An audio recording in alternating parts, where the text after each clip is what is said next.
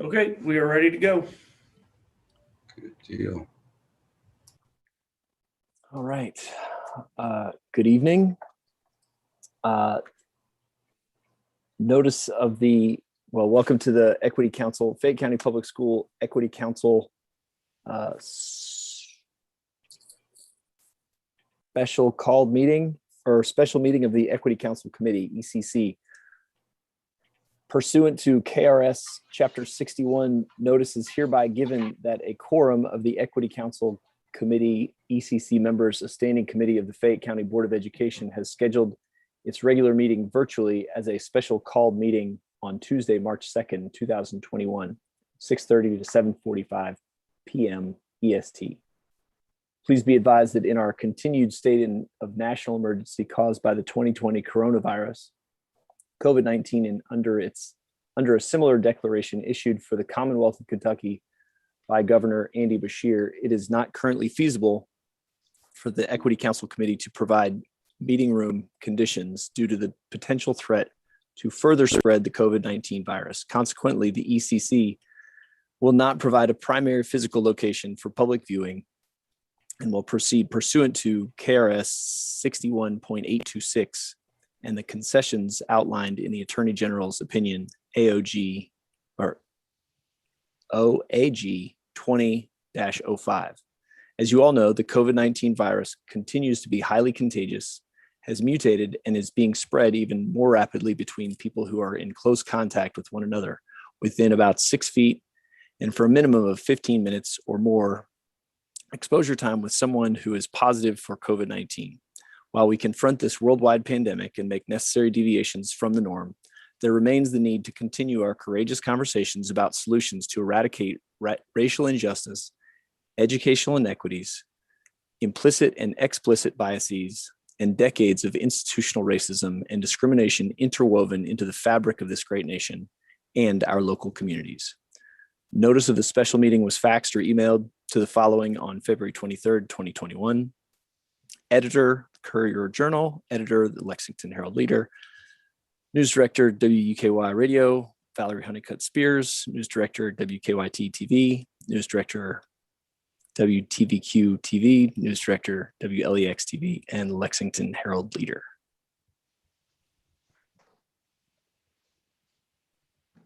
And so begins the Equity Council Committee for the Fayette County Public School. March 2nd meeting. It is currently 6:32 and yeah, roll call. Absolutely. And you can pass it over to Mr. McLaughlin, your secretary. Oh, yes. Well, before I do that, Mr. McLaughlin, and thank you for being such a willing recipient of that pass, as limply as it was thrown. I welcome and need all the help I can get on Robert's Rules of Order and the like. I have not read my 700-page book yet that Mr. Thompson has so kindly purchased for us newly elected officers. So, Mr. McLaughlin. Everybody will look. It's all about shared accountability. So every member of this body will get a copy of that. Hey, I am happy to do the roll call. If I butcher your name, I would appreciate it if you would correct me. And unless it's a requirement, I'm more comfortable with Bob. But I mean, you can call me whatever you want. But if we're allowed to use first names, I would. For me, Bob is just easier. So anyway, having said that, Arnold Farr. Present. I was muted. Sorry. Okay. Joseph Berry. Here. Alicia Rout. Present. Razik El-Amin. It's Razik El-Amin, and I'm present. Thank you. I'm so sorry. I'll get it. No worries. Glenda George. Present. Nicole Jenkins. Here. Brett Nathaniel. Here. Lois Gillespie, Here. Ariel Arthur, Present. Kamisha Boyd Powell, Present. and Bob McLaughlin. That's me. I'm here also. So all 11 members of the Equity Council are here this evening. Mr. McLaughlin, thank you. McLaughlin? Yeah, that's why I think Bob's a Lough. lot easier. Yeah, just Bob. It sounds like an F though, correct? Laughlin? No, it actually sounds like a K. McLaughlin. Okay, McLaughlin. Gotcha. Yeah. Thank you, Mr. McLaughlin. Mr. Thompson, I'm not sure that, I mean, you've certainly been around longer than I have, but I can't remember a time where we've had all 11 members present and all the members have been present, but there haven't been members in all the seats. So Probably been more than 5 years, honestly. many thanks to all of your efforts and your board members and all of the folks like Mr. Thompson who make it work. All right, we will have a moment of silence to begin the meeting.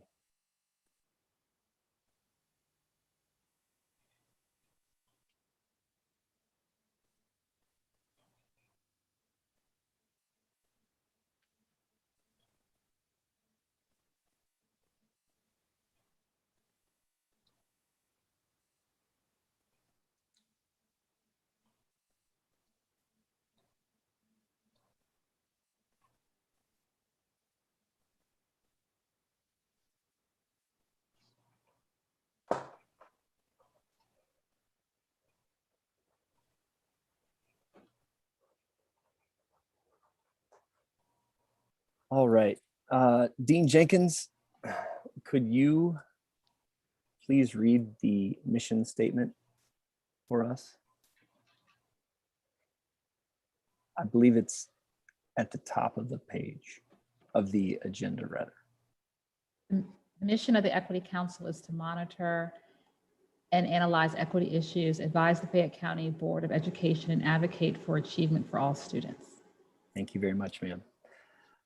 And now for the reading and discussion of the standards of practice agreement, which is found in all the stuff that Mr. Thompson sent us dutifully.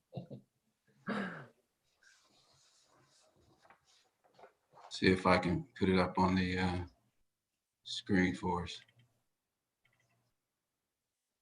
And this will be one that Ms. Let me know Arthur if and you all Ms. see it. I can see it, yes. Okay. We will need it to go a little, yeah, there we go. Ms. Arthur and Ms. Boyd Powell, this is just how, I don't know if you've had the opportunity, you've seen this before. Okay, so I see the nodding heads, Ms. Powell, thank you. I'll begin, and just as we go for each bullet, just so we don't take any more time, as it comes to you, just read your bullet. And as elected and appointed members of the Fayette County Board of Education Equity Council Committee, we accept the high honor and trust that has been placed in us to ensure that the students in this district receive the best education available anywhere in the United States of America. In accepting this role, we hold the pursuit of that goal as our sacred duty. To that end, we hereby commit to the following in the conduct of our business. We will place the interests of students above all others in every decision that we make. Uphold all applicable federal and state laws and regulations. Go ahead. Abide by the policies of the Fayette County Board of Education, the Equity Council bylaws, and work with fellow committee members to recommend changes to these policies as needed to improve student learning. Maintain an unwavering focus on the achievement of all students, regardless of race, class, ethnicity, sexual orientation, gender, gender identity, socioeconomic status, special need, or English language proficiency. Not use our positions for personal or partisan gain. Model continuous learning and improvement in our roles as members of the advisory team. Support a strategic plan for the district that clearly defines success and accountability for the board, the staff, and our students. Focus on the policy work of the board and monitor progress on the indicators of success in our strategic plan, leaving the day-to-day operation of the district to the superintendent and staff.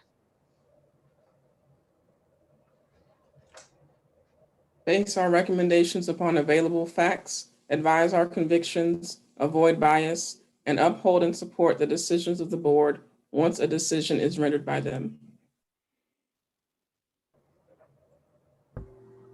Work to build trust between and among Equity Council committee members, board members, and the superintendent by treating everyone with dignity and respect, even in times of disagreement.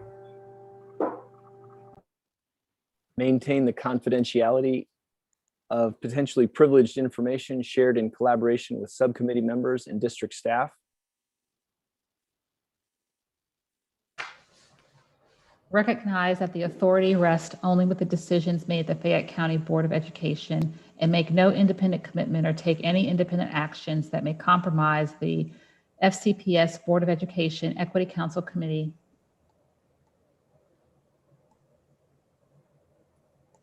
nor the work of the district staff as a team.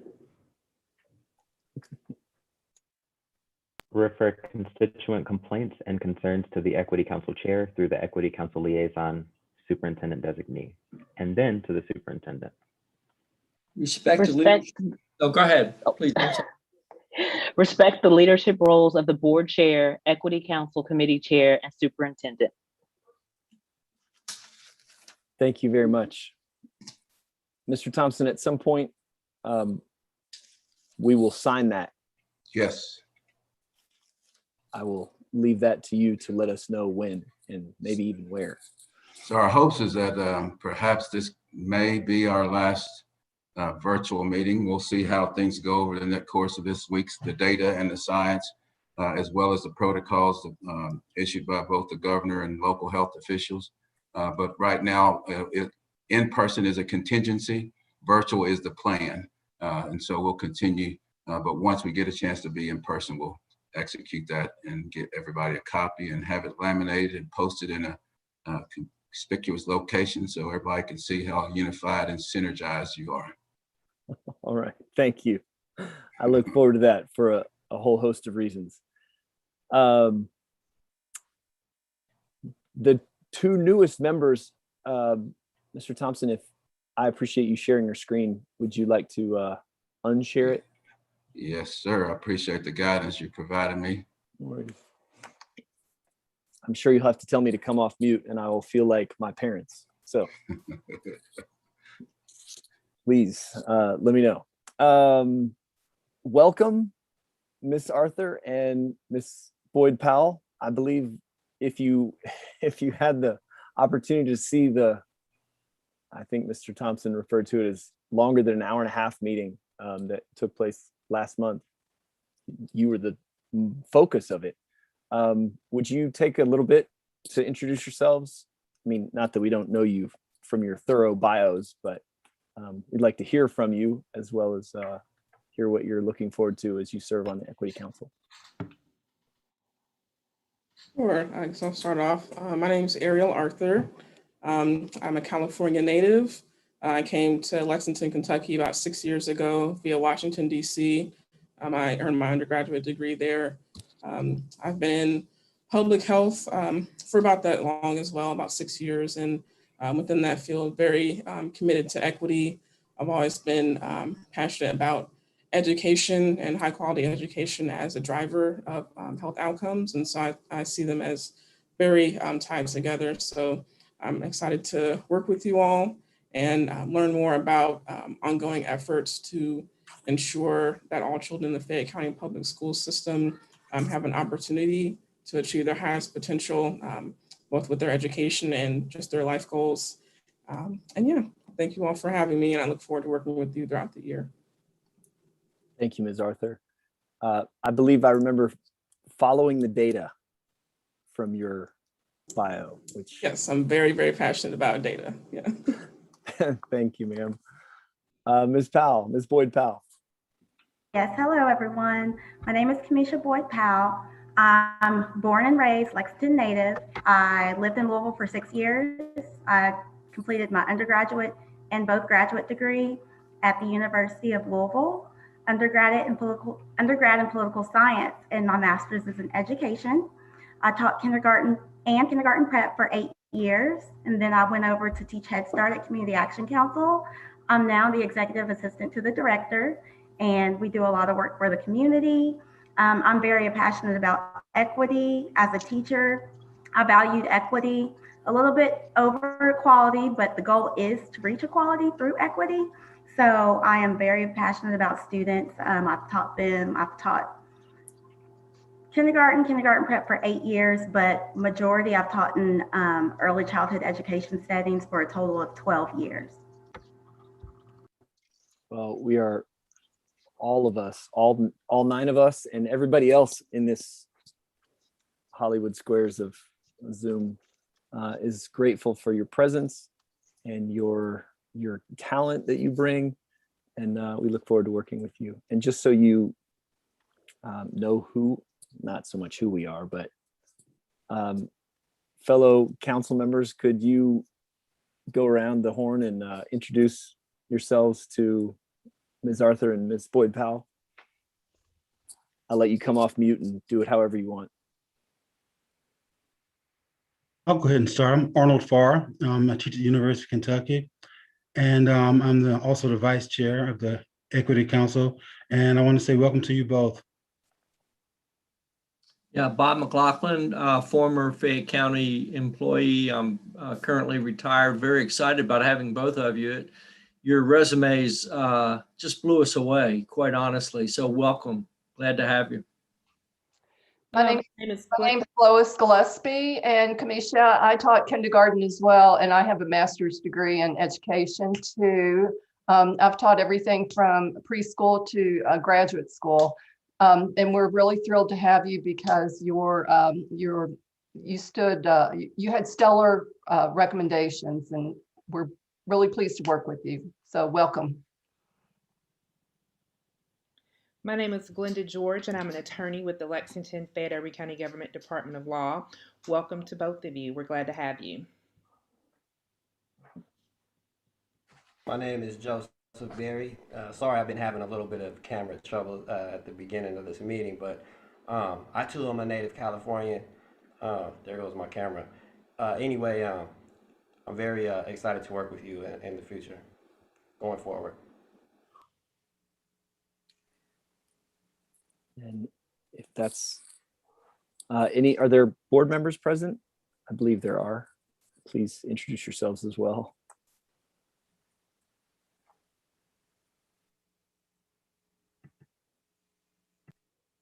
Hi guys, I'm Christy Morris. I serve in the 1st District on the board, and I've got 2 boys that go to Rosa Parks here in Fayette County Schools. And what my passion is meeting food insecurities in Fayette County, and especially in our schools. And so I spend a lot of time fundraising just to fulfill backpack needs that aren't met across the community.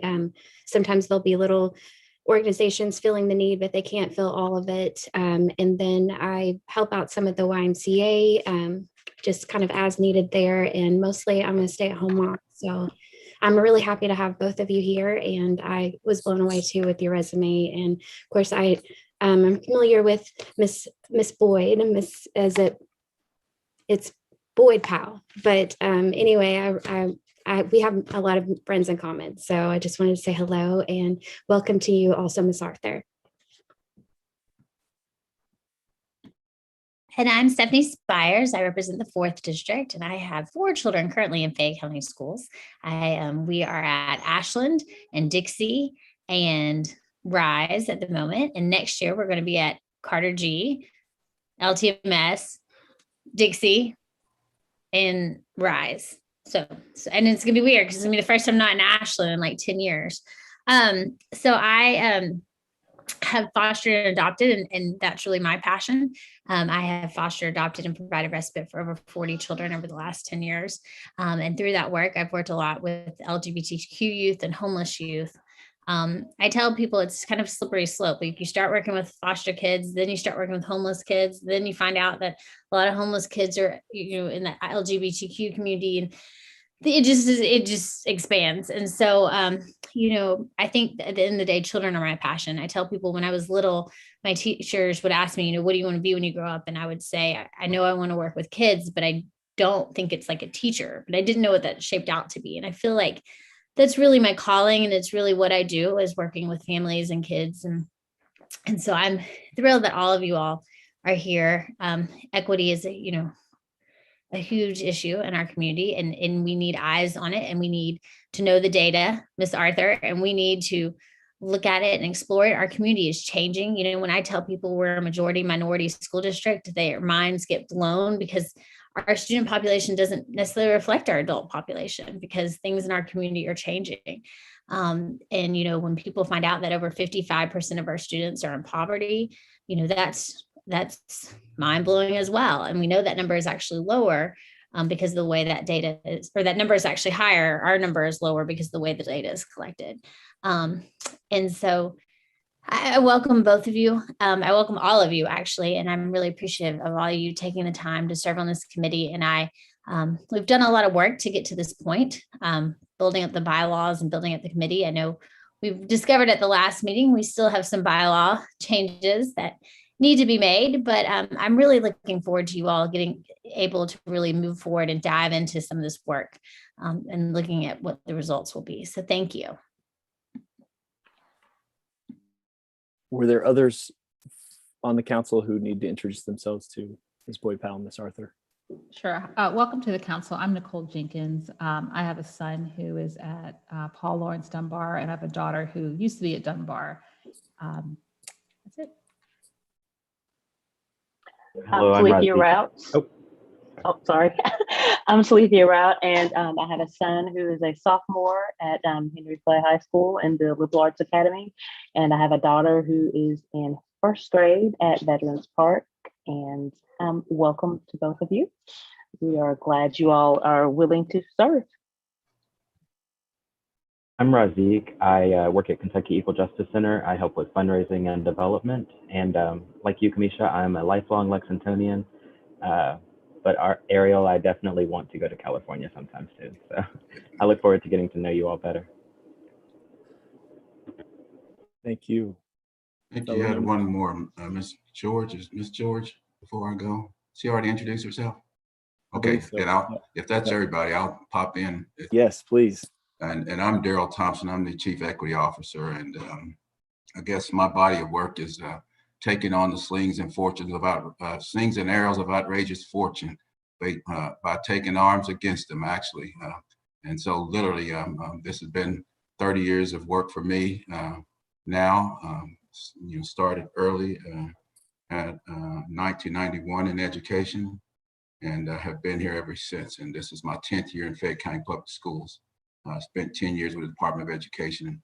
There's 8.5 in Franklin County. So had a great desires of being rich right about now, but so I'm rich in great fights for other people. That's what I do. Thank you, Mr. Thompson. We're grateful you do continue to do that. Yeah, my name is Brett Nathaniel, and I work with Athletes in Action. It's a nonprofit, can help to develop leaders in college athletic departments around the Central Kentucky region. I also work for the Lenses Group, which is a nonprofit diversity and inclusion equity body that trains staff. I was in Canada last week via Zoom. Thank you very much. And there's another 16-hour thing that's going on this week. So I had a moment when I thought I was late to this when I was engaging with a colleague. I had a little freak out. So I'm glad I made it. Mr. Thompson, at what point may I turn this over to you in light of, oh, sorry, I was skipping down. I apologize. Hold on. I haven't gotten the book yet, but has everybody seen the minutes from January? Is it the January 12th or is it the February 2nd? It says January 12th, so I'll read that and assume that that is absolutely correct. They were included in our folder. Maybe. Let me see, February 2nd and March 2nd. The minutes I saw in the folder were from February 2nd. So maybe it was a typo in the agenda. That was what I was hoping, but I'd seen, yes, I think you're right, Ms. Arthur. So has everybody seen, did anyone have any, were there any changes to the minutes or edits to the minutes that needed to be made beyond the notation in the using Google Docs? Anything substantive that hasn't already been added?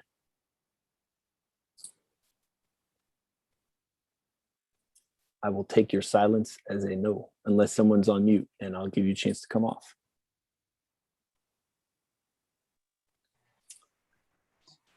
So I'm back. I got kicked out there for a minute. That's horrible. I had it set up Welcome that way back. too, so you can go ahead and roll with the meeting. Thank you. So do I need to pull up the minutes for, did everybody get a chance to take a look at them through the Google Drive? I believe we all had opportunity to take a look at them through the Google Drive. Excellent. And I believe all the changes were made in the notations using Google Docs. Okay. So would it be appropriate to move to approve the minutes, which is what I'd like to do? Yeah. That's appropriate. Are there any, yes. Get a Is there second. second? I need a second. Second. All right. All in favor of approving the minutes from February 2nd, 2021? Yeah, aye. See all those hands? So approved. And so could I add this, since you've already taken that action? Please. Just to share with you all how long it really took me. It don't look like that much on paper, but I promise you, that's about 6 hours worth of reviewing the audio, rewinding it, listening to you say, oh no, but what about this? Rewinding it back, playing it over again, making sure I mean, no, it was all fun though. I promise you, it was fun. But it did take a long time. If the meeting's 2.5 hours, I had to replay that thing probably two or three times just to get it captured. But it was interesting putting that on paper, putting that discussion on paper. I will say this to the minutes, and it drove me to get those Robert's Rules of Order, but it also told me that we weren't too far off base, all right? Had we gone through the actual voting the way it was described in the bylaws, you'd probably ended up with the same results and maybe even shortened the time because we didn't trust our own judgment and the judgment of those that came before us.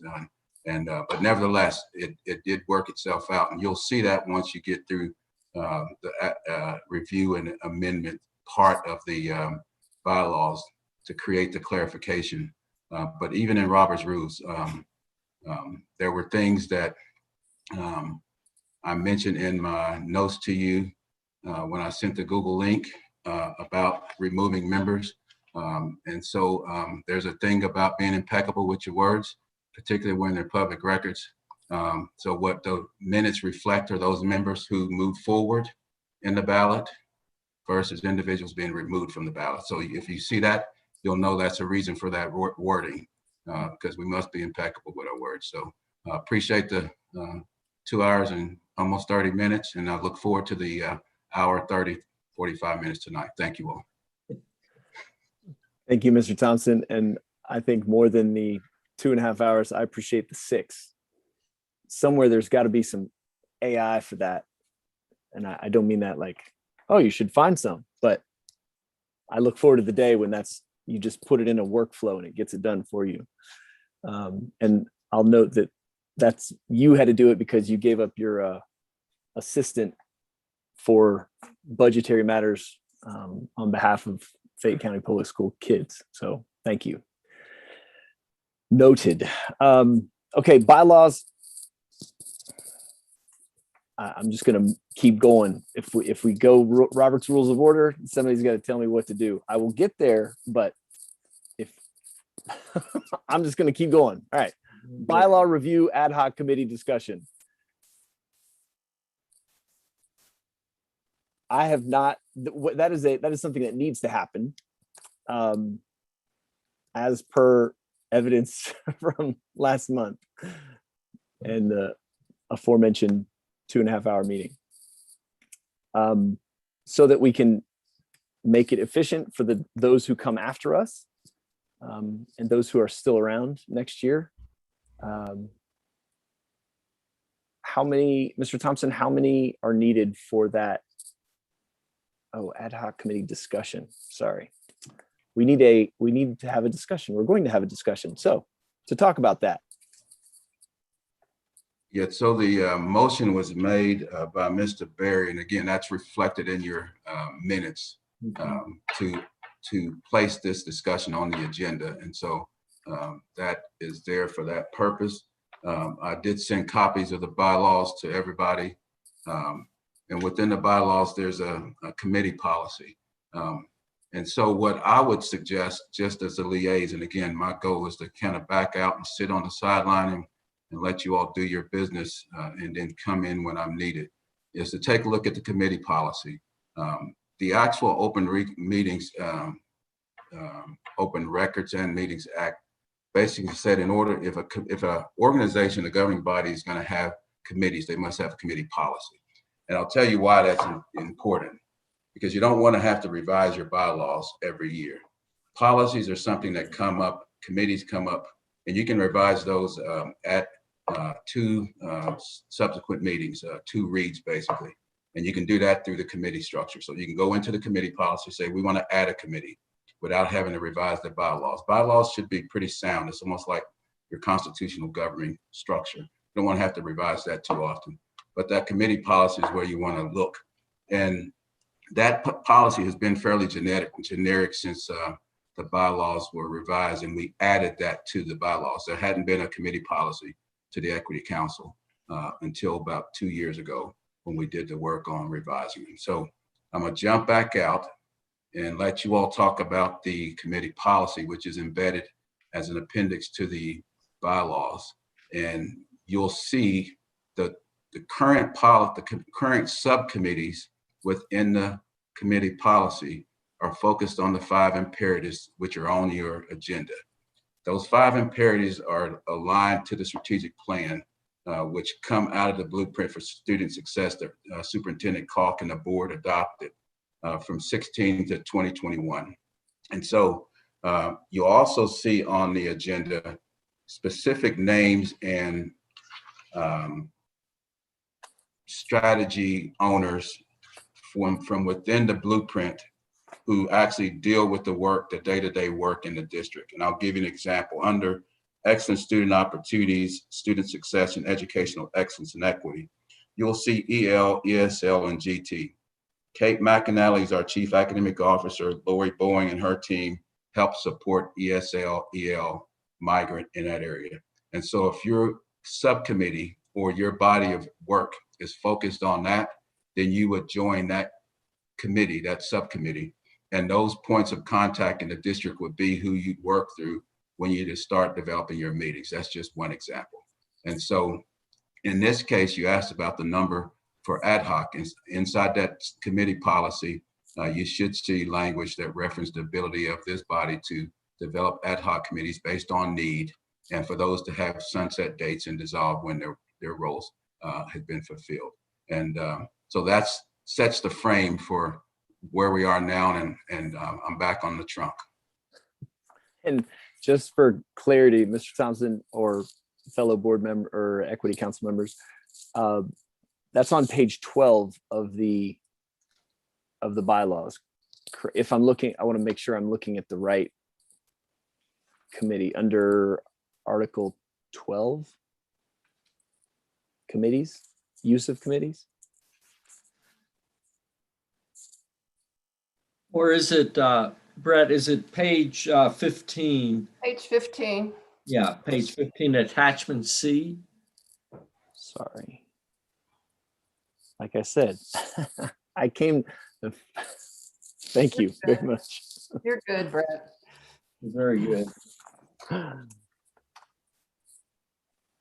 Yes, and so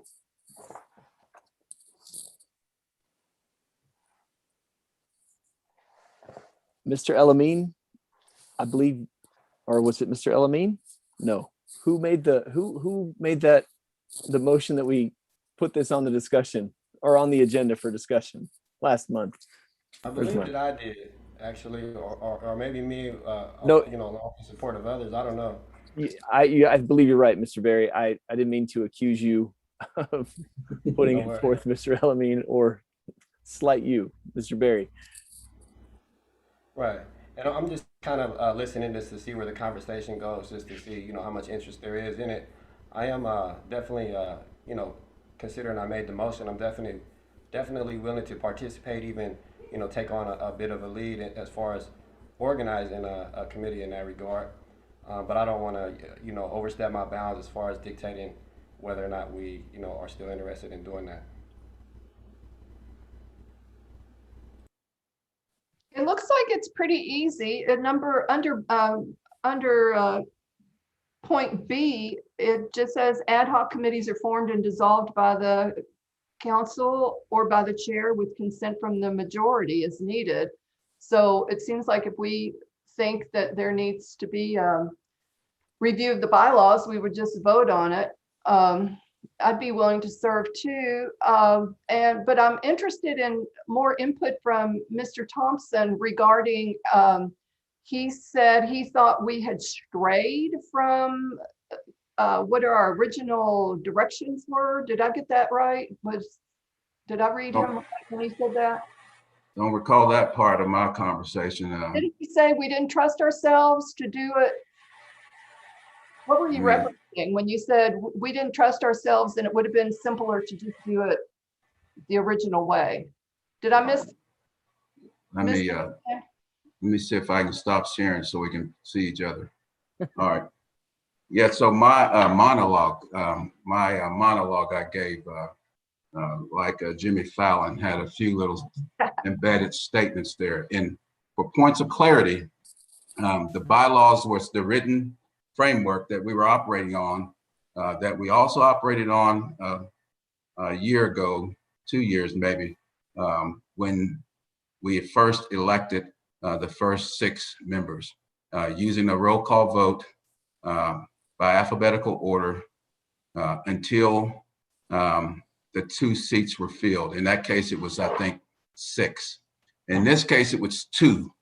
And when I said we strayed away from and not trusted yourselves, because inquisition could take you away from what's written on paper just by asking this, by the sake of asking questions about what you're reading. So that in itself took us in Yogi Berra would say the fork in the road. So we took the fork in the road, right? Because we didn't trust the process that was written on paper. So we started dissecting it before we gave it a chance to actually do what it do. And I'll say that again, because it appeared that to do so by going down a list of names would take some bit of time, we still ended up using probably the same amount of time to talk about how to do it ultimately. And I say that to say, because I spent about 6 hours listening to the audio and writing the dictating the audio to get us to where we are. So when you take a look at the bylaws again, the bigger question I think that came about that night was, how many votes do you have? Agree. We were filling 2 seats, right? Right. So not doing a whole lot of deductive reasoning, but using some bit of practicality, you all had 2 live votes to cast to fill those 2 seats, right? Even though there are 15 people on the ballot. It would have made no sense for one of you to vote 15 times for each person on that ballot, right? I'm just being practical. Now, if practical is not good, I could go back and be philosophical, and we'll see which one of those makes me more clear, I guess. So I'm trying to stay practical. So again, without us having to unpack that again, so what you now have chosen to do is let's take a look at the bylaws. Under Article 5, I think it's voting, which to create more clarity around how to, and I think what we did was great. And I gave my bit of personal opinion at the beginning so that we can, again, trust the process. Much of this is about process. Trust the process.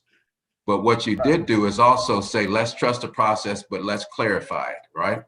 And so what I think Mr. Berry suggested, and Ms. Jenkins and Ms. Gillespie, is to let's put language in there that makes this more clear going forward for anybody that picks it up. And so I totally agree with that. So it was not a slight by any means, but it was a point of clarification about, again, process. We can make a whole lot of stuff difficult if we try to unpack it before we do it, you know, versus do it and then unpack it. So I'll end there. Yes, I'm gonna yield my voice back to the chair, and the chair will direct your committee. I had a Robert's Rules of Order cheat sheet over some faces there. So Dean Jenkins, I didn't see your hand. Please. I would like to make a motion. Oh, yeah. So I move that we establish an ad hoc committee to review Article 5 for clarification. Second. Clarify the process. Yeah, I'll be happy to second. Yeah.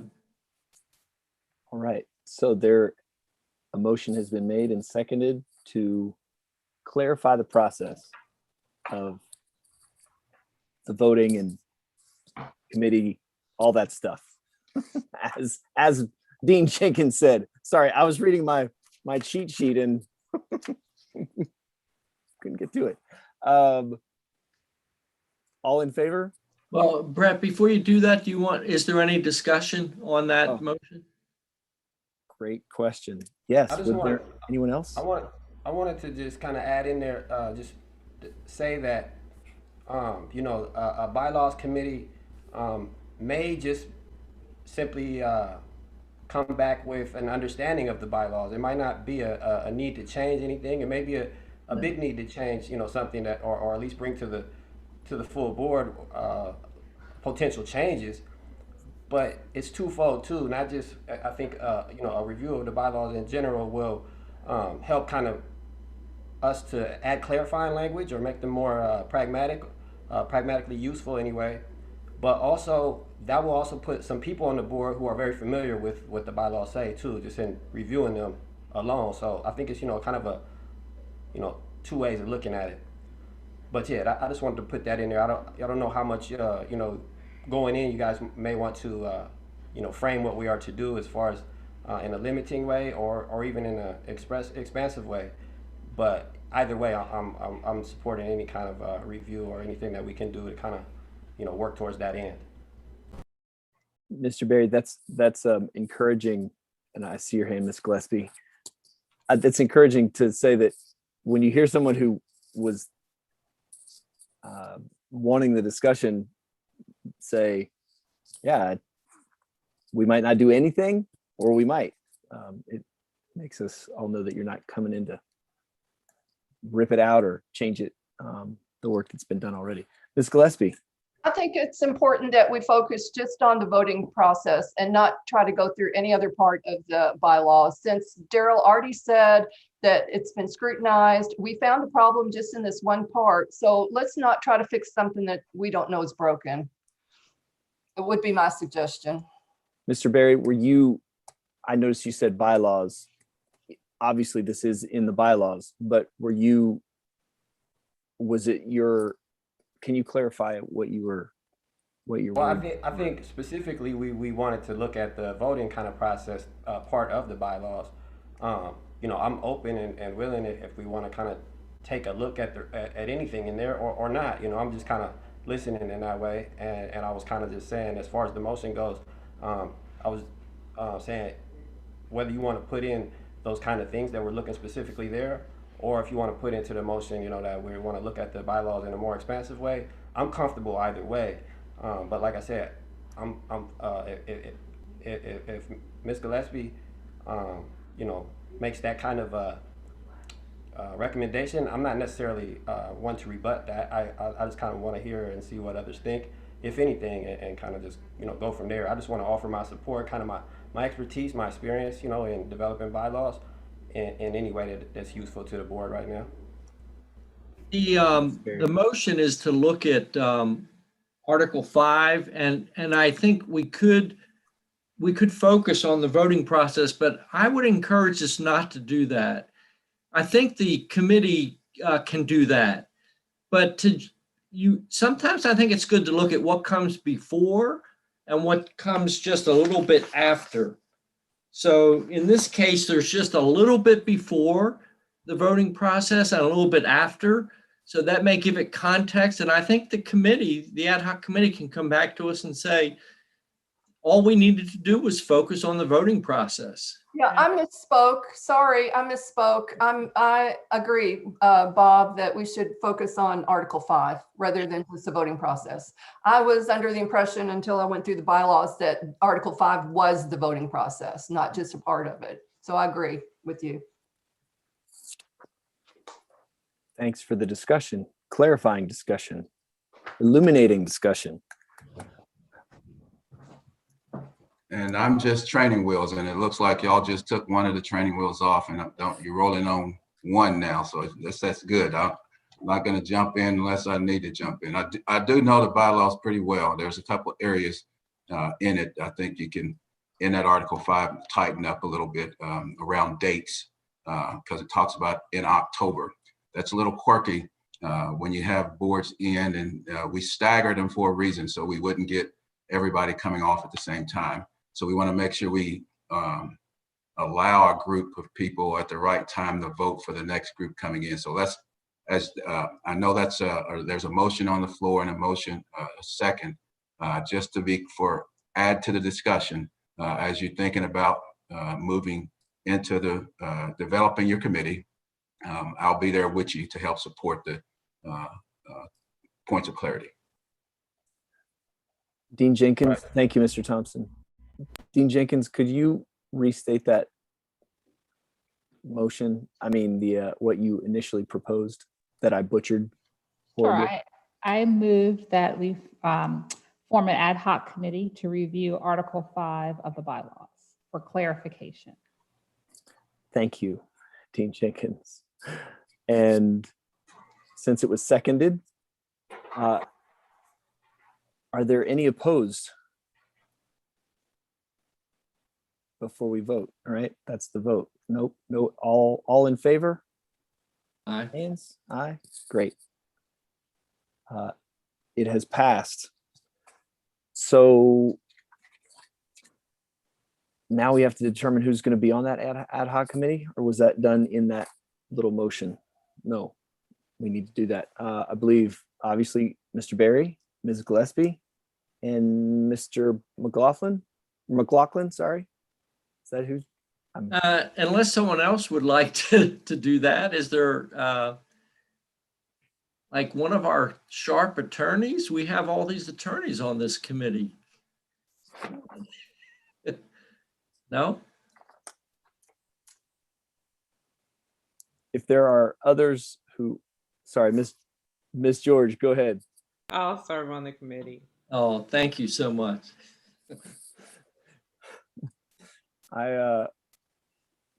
Mr. Nathaniel, can you repeat those names again? I know you got Mr. Berry, Ms. Gillespie, Ms. George. Ms. George and Mr. McLaughlin, yes. No Jenkins, is that correct, Ms. Jenkins? No, I got you. If there are others who would like to avail themselves, I'm sure getting in touch with one of those dear ones would allow you the opportunity to do that. And so before you move on from just to handle a few logistics with that group, let's shoot an email. I'll shoot you an email tomorrow and maybe do a doodle poll to see when you all would like to first get together to talk about it via Zoom, and then develop a timeline for when you want to start, how often you want to meet, and then when you want to have a return recommendation back to this group for those changes. So we'll work through those logistics over the next couple of days. That work? Yes. Yes, all sir. Right. Good deal. Is there? You mentioned sundowning. I know that's when a committee would end, or set a target date for it to end. Is that necessary to do in this case, or? Well, I mean, does that behoove us with any committee, just so they? Yeah. Well, in this case, what you want to do is, we know we got a commitment from everybody until their term ends. Anything could happen in this day and age where a vacancy could come. So we want to make sure we're handling when vacancies occur, how do you fill those two, and in a timely manner. So we don't want to belabor it too long, probably give ourselves at least through June to come back. July is typically a month off. So that's realistic to kind of meet in between time and get something back, I think. I'll let you all make that decision though. All right, well, I will let those who've availed themselves for the committee do that with the knowledge that action allows us to move forward and not get caught like we did or like we experienced last month. Moving on. Someone in the chat, Nicole, was that you? Or I'm sorry, are you Dean? Are you a Dean? What? I am Doctor. a Dean, but you can just Doctor. call me Nicole. Bob, you can just call me Nicole. Okay, thank you. You had said about maybe Brett appointing a chair or asking for a chair. That's sure. I would like volunteers. I'm happy to appoint someone, but we all know that the best option for running that thing would be who would like to run it rather than who must run it. I will volunteer for that role if no one else has a particular interest to take it. Mr. Berry, thank you very much. Chair of the Article 5 ad hoc review committee, or ad hoc Article 5 review, whatever that is. I'm so glad you're not on mute, Mr. Thompson. I need that feedback. I'm serious. Next, multiculturalism, African American history policy discussion. So I'll help us transition into that. Also during that marathon meeting, at the latter part, the discussion came up about curriculum, particularly African American history. It also led into conversations about the Mayor Linda Gordon's Commission on Racial Equality and Justice. So I put that item on the agenda for you all to kind of give more attention to it, since we had that come up at the end of the meeting. But what I also did was, in your minutes, under the next steps, there were several bullet points and hyperlinks to all of those resources, both the Mayor's Commission. I put links into the statutes and the regulations. I pulled a couple of excerpts from our board policy that speaks to multiculturalism and the role this body has to making recommendations back to the board when such conversations occur. So all of that being said, gave you a couple of days there to unpack that conversation to help drive this more in a focused way. Back on the trunk again. Thank you, Mr. Thompson. Yes, thank you, Mr. Thompson, always.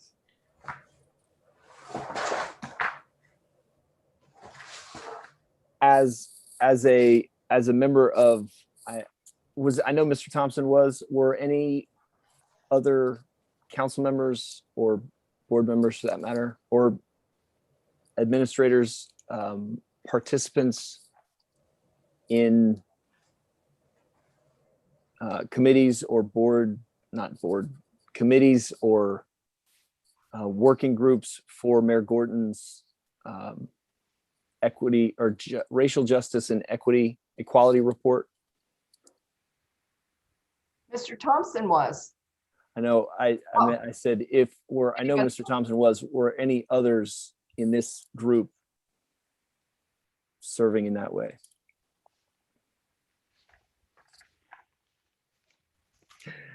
So go ahead, Ms. Gillespie. I have a question for Mr. Thompson, probably. So in light of the our standards of practice, the bullet on the left-hand column, the final bullet that says, focus on policy work of the board and monitor progress on the indicators of success in our strategic plan, leaving the day-to-day operation of the district to the superintendent and staff. In light of that standard of practice, would it be within the purview of this committee to even make any recommendations, or how are we limited to make recommendations on curriculum? That's an excellent question. And there are no limitations on your ability to recommend. And so I would frame that in saying this, being an educational researcher, knowing what you know and gathering data and the facts around what you know. Let's take the Mayor's Commission, for instance, which was made up of 70+ community stakeholders and more. My role as on a committee was strategically as an employee and representative of Fayette County Public Schools in the equity space. And so I took to that committee, and I was on the Education and Economic Development Committee. I've had the privilege of both starting the Economic Development Supplier Diversity Program here in the district and being the equity officer. So I have both sides of the house, both the academic side, the family community engagement side, as well as the business side. So I was able to help really steer the committees in a way, because I shared tons of research with them in their Google Drive files. I mean, when I say tons, years and years and years, because you couldn't have accomplished what the mayor was trying to do in that short period of time. There's no way anybody on the committee or anybody on this committee, anybody in the district could have come up with all of that research in that short period of time and synthesize it and put it in a way to make it more practical for a report. All that being said, I gave them years worth of articles from you name it to you name it, from Daggett to McNulty to, I mean, you name it, and try to help us stay focused what I knew about what was working in the district. That came from our strategic plan. We also had annual reports every year that Superintendent Kalk did. And so knowing all that, we looked at our measures of success, and I tried to guide the narrative around, you can't all talk about what's not happening without juxtaposing that to what's been happening. So if you look at the blueprint, look at the strategic plan, and then look at the measures of success, we were able to get to a place in our recommendation that truly still need to be done. And that was early childhood education, high quality early childhood, birth to 3. And the focus was, how do you close the achievement gap? And my conversation with them is, the gap doesn't start when kids enroll in Fayette County Public Schools. So we poured into the research. And so I couldn't make that statement without it being supported by research and evidence-based and research. And so we went down that road to come up with a solid recommendation around high quality early childhood education. And that's looking at areas of high concentrated poverty in our communities, our neighborhoods where children live matter. And that was one, all right? That took a long, long time just to get us to that place. Then we said, okay, what else is happening? What about hiring in our school system? The board needs to require more minorities. So we had to unpack KRS 160.345, which I gave you all last week, and talk about CARA and go back to 1990 and decentralization and look at demographics at the central office versus demographics in schools. And so I talked about how this being a huge elephant to bite off. And if you're really going to look at hiring, you got to look at school by school by school, because they're that different. And every single principal has the authority to make all the hiring decisions in their single school. And so the recommendation, again, getting us into the funnel and then out, became looking at hiring decisions at the school level. So you got those two big rocks that came out of the recommendation, but then you had several other small ancillary pebbles that this group or any other group could still pick up that was in that report. And so what you would do is take your committee structure based on those 5 imperatives. It could be ELs and migrants, it could be refugees and bilingualism, it could be anything, or a scope, special education, it could be student access to rigorous courses, it could be algebra project, grade, whatever. I mean, you name it, you plug it into one of these committees, tap into one of the staff that does the day-to-day work, and then you start churning out the data. And you're saying, do we need to have a committee in place to do that? Or so is that another committee that we need to do, is my first question. Yes, so if first question, look at the agenda down under committee reports section. Right. So Go ahead. Which of those imperatives would relate to curriculum? Revamping or injecting an African-American curriculum from K to 12? So Kate McAnally is our Chief Academic Officer. Okay. She's responsible for curriculum and instruction and is under our district. And Kate and I've had the conversation about this, and we've actually started it not just when this conversation came up. I've got staff in my office that work day to day around curriculum, culturally responsive teaching and learning, implicit bias, racism, discrimination, all this stuff.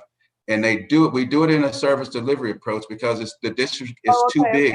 Okay. And so we work in tandem with Kate and her team, as well as all our school principals. And so we've already started this conversation about how can we get more multiculturalism, not just African-American, all cultures embedded into the teaching and learning process. And how do you evidence that? So we've got teams that go do walkthroughs when we're in person. They go through the buildings with a team of folks and they look at day-to-day instruction. They look at lesson plans. They listen and hear to see if they hear cultural references, whether or not the teachers, all that stuff is happening. So what you still can do though, because we know it's not perfect. And so I mentioned I sent you all a link on the BH365. Every month we have district leadership meetings. We started this in September. Members of my team in collaboration with Doug Adams and his team and Student Support Services deliver modules every month to leadership around culture responsive teaching and learning, implicit bias. They get this stuff, they get these assessments, they do these self-assessments. We come back and we hit it again every month. It's called sounding the drum, all right? The beat goes on. We're working our way up to delivering this BH365 curriculum to them at the end of these modules so that every one of our schools will have at least one copy of African-American curriculum in the school. That doesn't mean that we're asking them to adopt it, but if they choose to use it as a resource, they can. That's a step. That's a step in the direction I think that you were recommending. Okay, thank you. May I also ask you a question? Yes.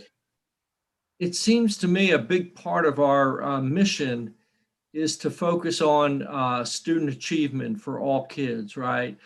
I wonder, and again, I'm new, so I don't know, is there something available to the Equity Council that's data-based that we could look at to assess or understand what that achievement for all actually looks like today in the Fayette County Public Schools? Or has that already been given to the council and the new members, we just haven't seen it? Or is that something maybe you could help us with? That's a great starting point again. And Kate McAnally's on, and that's another part of her space. We actually started doing these data talks months ago. It's part of our data rhythm. When we were in face-to-face, this is a part, again, understanding the day-to-day structure of the district. We have what's called cabinet, and we have executive leadership team, which is a bigger, expansive group. That group, that executive leadership team, every Thursday, we meet and we have a data rhythm where we unpack student data, outcomes, measures, and then strategies and activities around how we're going to address services into the school, down to the classroom for changing those outcomes. So that's our day-to-day. But you asked a great question, because this is where the Equity Council should start. Because your goal is to look at and measure and monitor those outcomes and determine whether or not there's disparities. The beauty about how the district is working now, and this is 5 years after Manny got here, he did so many things as a leader ahead of what the Equity Council would have had to ask for. And I mean, it's amazing, I promise you. He made it so much easier for the Equity Council not to have to do a deep dive into asking the district, why aren't you doing this? Because he laid those things out in 100 strategies initially in the blueprint. And then he narrowed those down into the strategic plan. But what the public doesn't see is this project management framework that we operate from. It's like a charter that says, you're responsible for this. I need you to put it on paper and show me how you're doing it. And when we come back next week, I need you to tell me how your outcomes are. So that's the day-to-day part. But Bob, what you're asking for is a more comprehensive, higher level overview of student achievement. And I think, Kate, based on what we did a month ago, that portfolio or that document would be a good document to share. And we can talk about that if you want to join. You all want to invite Ms. McAnally in if you want to speak. Mr. McDaniel? Yes, Ms. McAnally, would you like to? Are you prepared to? Thank you. I'm sure you are. One thing I want to share with Lois brought up such a good point. We in the district have been working very hard to try to intentionally insert resources that are culturally relevant within each of the units that are taught, for example, in language arts, in our reading blocks, and in our language arts and English classrooms at elementary, middle, and high. So Lois, we have taken some steps. We have more to do, but we are seeing much more diverse opportunities for reading in all of our classrooms, Oh, I see. as well as in our libraries. And we're even working on another initiative with they're called media specialists now. Sorry, media specialists this summer. So there's going to be a new initiative there to help strengthen culturally relevant materials. Yes, so that's been a real push over especially the last 3 years. Yes, ma'am. And then what Carol was sharing was, so there's been several of us that have been looking at different data points in the district over a period of time. And Bob, I think you'll be very pleased. We'll be glad to bring that forward next month so that you can see the different data points that we have been reviewing, even during the pandemic.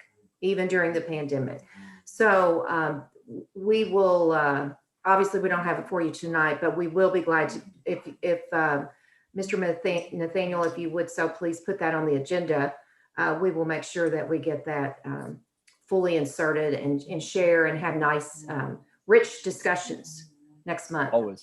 On Ms. that. McAnally, can you remind me of the name, what the technical term? I mean, it's an overview, but is there a particular title of or ream of data or whatever you want to There call were it? multiple data points. Okay.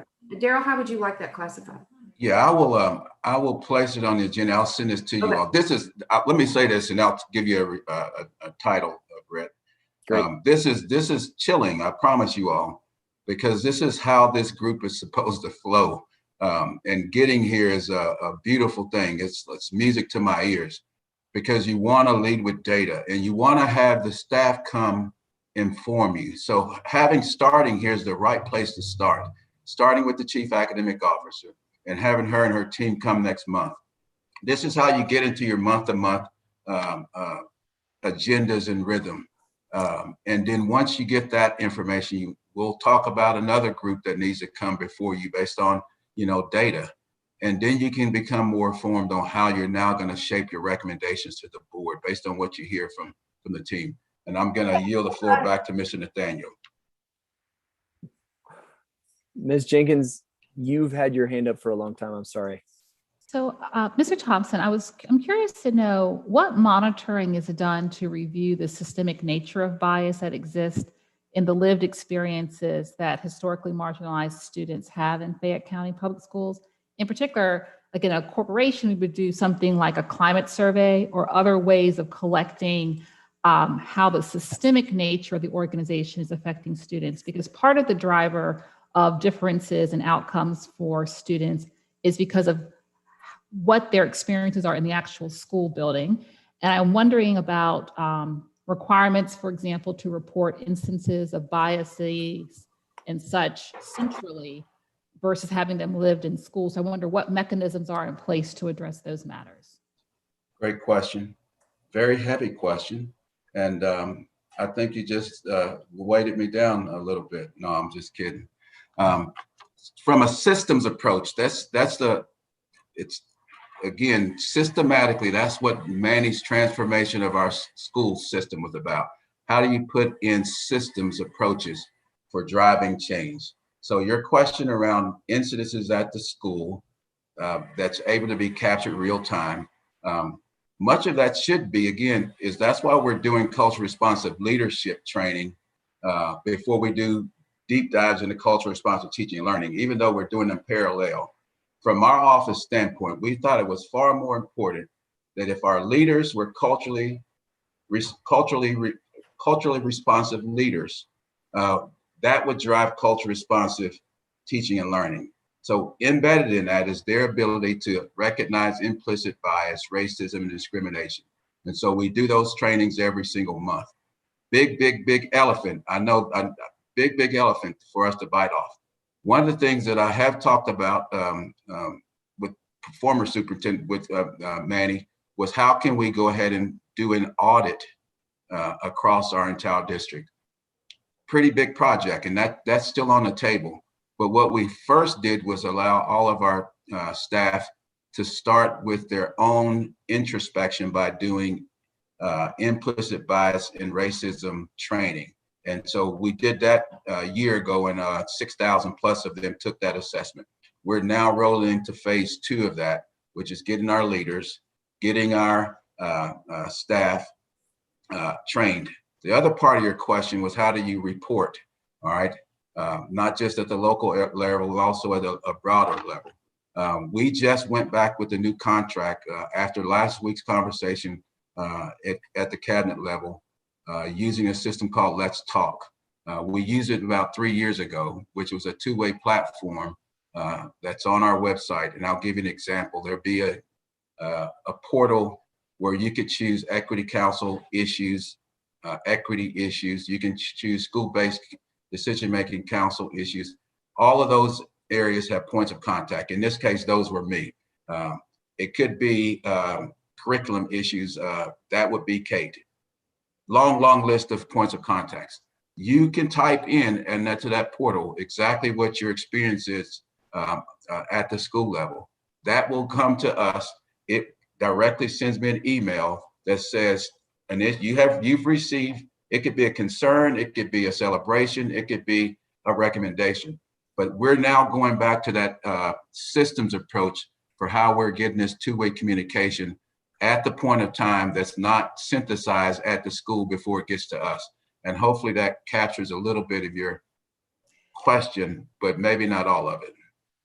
I would say not all of it. You know, my kids have attended 4 different schools in Fayette County, and at every single school, there has been a race-based incident that at every single school they've attended.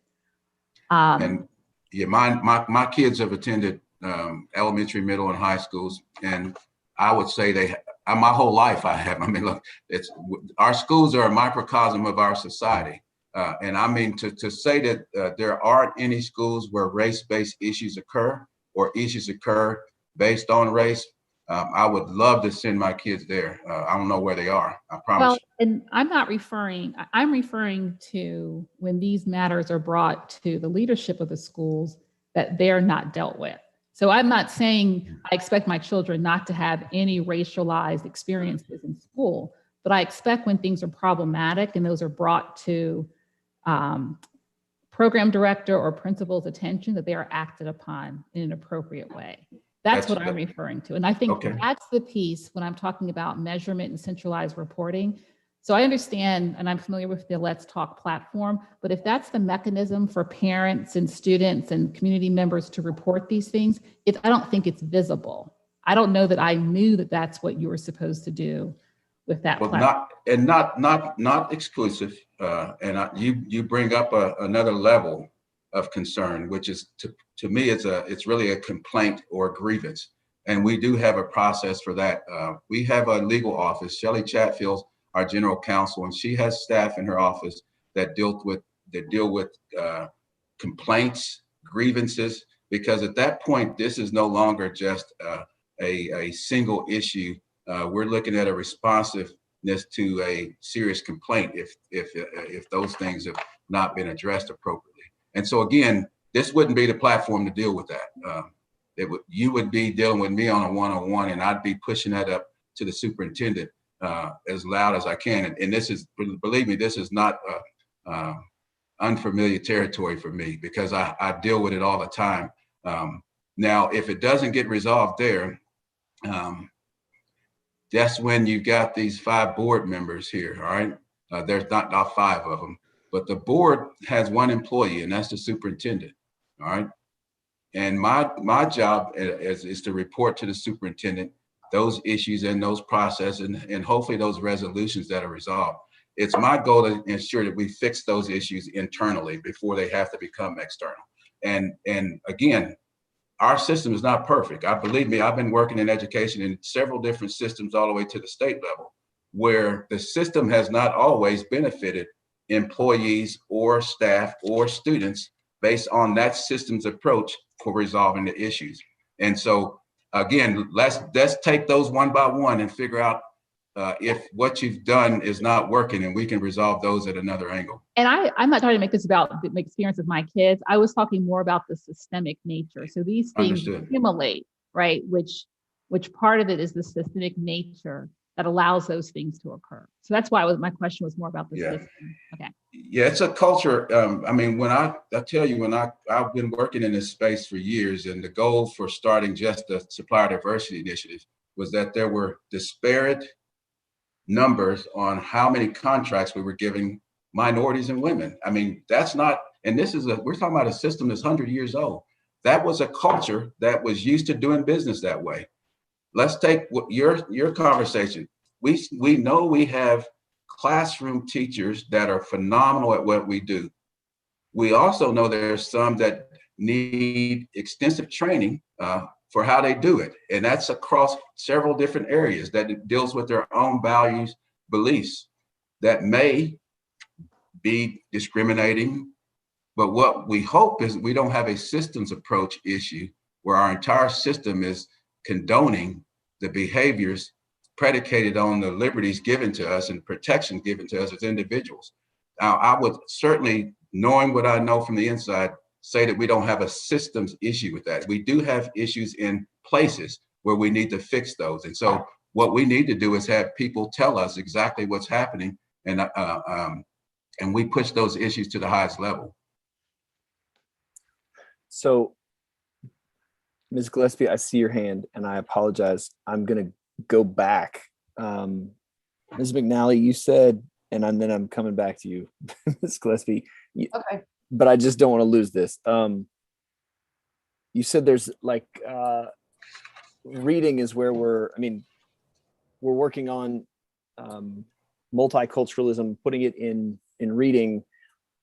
Is that that's great, but are we using an integrated approach to infuse that curriculum, a multicultural curriculum across science and social studies, or is it just reading? And I don't know where you, oh yeah, there you go. Right. Sorry. Right. You moved. Yeah, so we started with our literacy, the reading and ELA in English. And we are also the science K through 8 has a district curriculum program. And so that was second. And we are now also seeing some of the teachers were able to insert, but it's not K through 12. So let me just say that up front in social studies. But there are some culturally relevant plays and musicals, as well as literature inserted, but it's not in every unit in every grade. So we're not there yet 100% high school science nor K-12 social studies, but it is part of it is we're working on it without a full-time staff member. So we're getting there. Gotcha. Okay. No, that's good. And stay on another. And I guess I should also say our world languages too. Forgot about that. Yes, that kind of is a culture. Right. The phase 1 of the was the CRT, culturally responsive teaching, culturally responsive teaching, but training leaders, or maybe you're training leaders now, but there were 6,000 teachers who went through it or did the assessment. And Mr. Thompson, I think I'm correct to say that I believe we're 100% completed with implicit bias training. Would that be a true statement, Daryl? Yes. So but it's not good to say 100 because we have turnover every year, and then we have another group that comes there. So we trained almost 100% one year, and then attrition through 200 plus new hires, et cetera, a year. We have them take that same training over again. Yes. But what most people think about bias is once you did it one time, you don't need it anymore. And even when we go in schools, so we have to use a tiered approach. To Ms. Jenkins' point, I'll give you how that tiered approach. There's areas where we collaborate with the student support offices to look at suspension data, for instance. And then we disaggregate suspension data based on demographics. And we look at the demographics and say, if the school is 20% African-American, for instance, how is it that 80% of suspensions are African-Americans? And so we then use a tiered approach to go in and say, let's look at what's going on in this school, from surveys to determine whether or not families feel welcome, to ELL service deliveries to see if it's a portion of students that's language is the issue, or at the bottom line is discrimination, the bottom line, you know? And so we have to triage each one of those schools just like they are based on what their data says. Let the data paint the profile for what they're telling us. And oftentimes we unpeel layers that this school needs professional development specifically in this area. But again, everything rises and falls off leadership. To Ms. Nicole Jenkins' point, you have to address it at the top if you plan to cascade those things across the building. And so we have another process called CompStat, where we look at those schools and pull them in for a 30, 60, 90-day turnaround plan that we progress monitor. What are you making over the next 30 days to put in professional development, to invite teachers, more families in. And this is a written plan. And we then progress monitor those things for implementation. That's, again, a systems approach to trying to get change, knowing where our tiered schools are bubbled up because of what the data tells us. There's, again, it's change is slow, and it's unfortunate. If I could wave a magic wand, I'd go in and do exactly what I know needs to be done. But I can't even say that out loud to this group, right? Because I don't have that type of magic. But most of the time, at the core, the data is telling you what's wrong. I mean, there's a process and there's a due process that most people are given for even when you got to make change happen. And it's slow. Unfortunately for our kids, I can go to Toyota and we can fire the person on the line who put the tire on crooked, right? Because the car lost its value. We can't do that for our children. We have to go through a due process, remove people who might be disparate or might be discriminatory. The law protects them to go through have their day through the process. So we try to push those issues up through the evaluation process to make sure both our leaders are one, skilling and willing the people that are in front of our students first. And if they can't get the skill and the will, then we have to look at the evaluation process to remove them and replace them with other people that are highly effective. That's the nature of the system that we're in. But we do have a progress monitoring approach using tiered service delivery to get in and train teachers more when they get to our schools. And I'm grateful for that. The question that I had, and here, Ms. Gillespie, I'm still trying to get to this, my which is where I question came back from. You can say yes or no. They're real short. Well, Go I'll ahead. let you ask it. Hold on one second. Okay. The 6,000 teacher assessment, at some point I heard you say, Mr. Thompson, introspective or something like that, relative to as they went through phase one. I guess I want to know what we learned. Do we have access to that data of what 6,000, like how culturally responsive are they? Is there a standard and they're in the lower quintile, or they're average or what? You know what I mean? So that's a great question. And that's not a real self-assessment. And it's a self-assessment, but it's not an inventory that gives us data on how they were assessed. That's a whole nother phase of this implicit bias. So what we are doing now with our principals is a Harvard study. All right, that Harvard study is looking at their assessment inventory. The board just went through a training with the same consultant we're using with our staff, our leaders during their retreat a week ago. It's called an IDI, individual something assessments. All right, so the consulting development inventory. Yes, and the board, 2 of your board members sitting here now went through that, and they had an individual one-on-one coaching session. The cabinet has done it. The executive leadership team has also done it, and the same consultant is going to be unpacking our group results as a cabinet, our results as an executive leadership team. She also did it for them as a board. The goal is to have it done for our school principals first, and paint a picture for what our school principals look like, and then have our school principals use the same assessment inside their buildings. So we do have a plan. We got to roll it out. We got to trust the process. I know, again, it's slow, but this is an attempt from our office. My office is responsible for driving this type of a change. I've been in the district 10 years. This is the first time we've been able to get this much traction. And we're doing it in a systematic way. So it's not as intrusive, yet it's real, because the data is going to tell you exactly who you are. And I'll let the board members, you want to invite them into this conversation about that assessment for a couple of minutes to talk to you all about their experience. But that's our plan, is get all of our teachers, our principals assessed, then have our principals lead those assessments in their buildings, create a profile of their school, develop a plan for changing. That way we have real concrete evidence about what the data speaks to on racism, discrimination, implicit bias. Can I ask a question real fast? Please, I was going to go there. Please.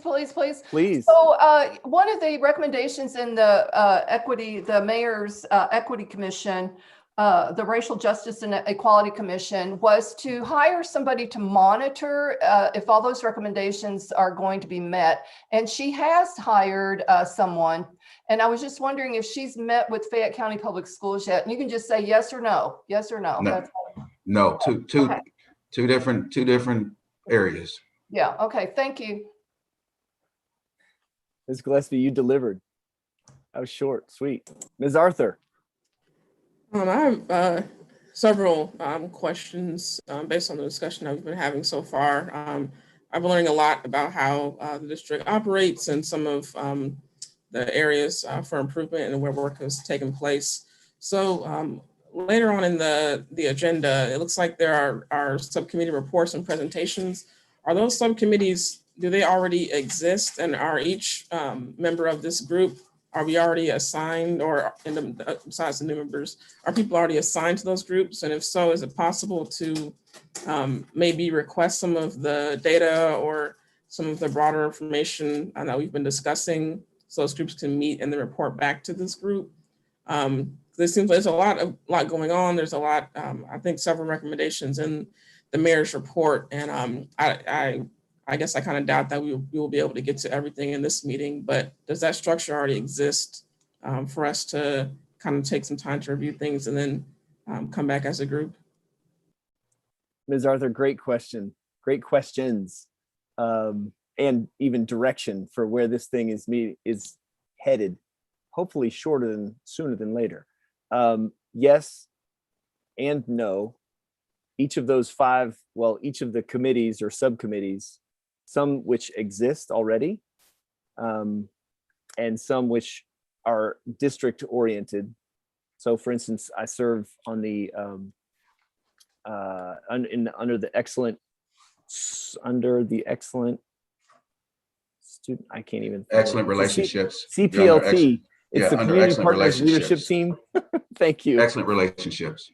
Headed by Miranda Scully. I was looking for stakeholders. And I'm like, plus the writing is small. Anyway, and others, there are other committees that are part of the Equity Council that meet and fulfill or meet and fall under one of those five.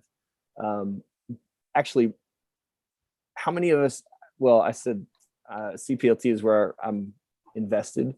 Are just a show of hands, or you can type it into the chat maybe, where you serve on a subcommittee or one of the, or a board or a Fayette County Public School established arm, or I'm not using the right term, Mr. Thompson would have helped me. And Yeah. so you're right on point. And I think the transition that Ms. Arthur took us is the right direction. And so your question was about established committees, membership on those committees, and the ongoing reporting back for those committees.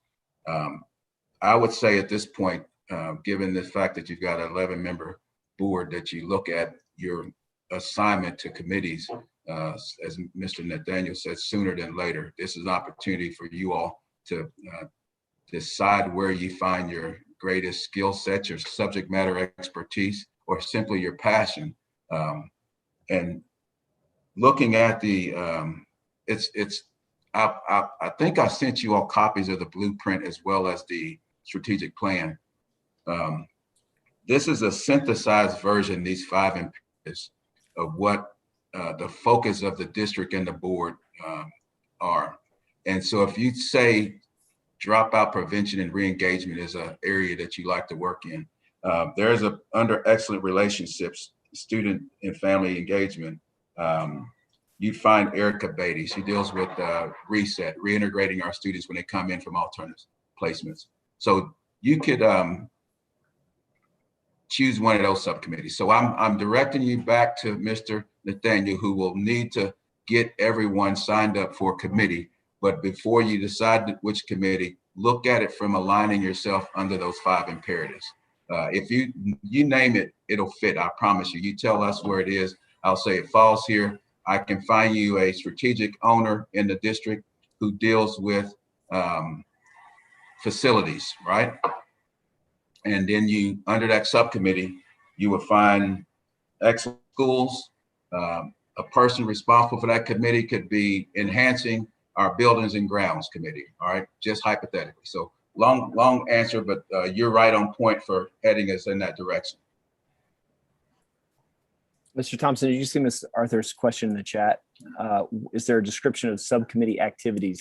I think of the in-person open house that we have with the established, Yeah.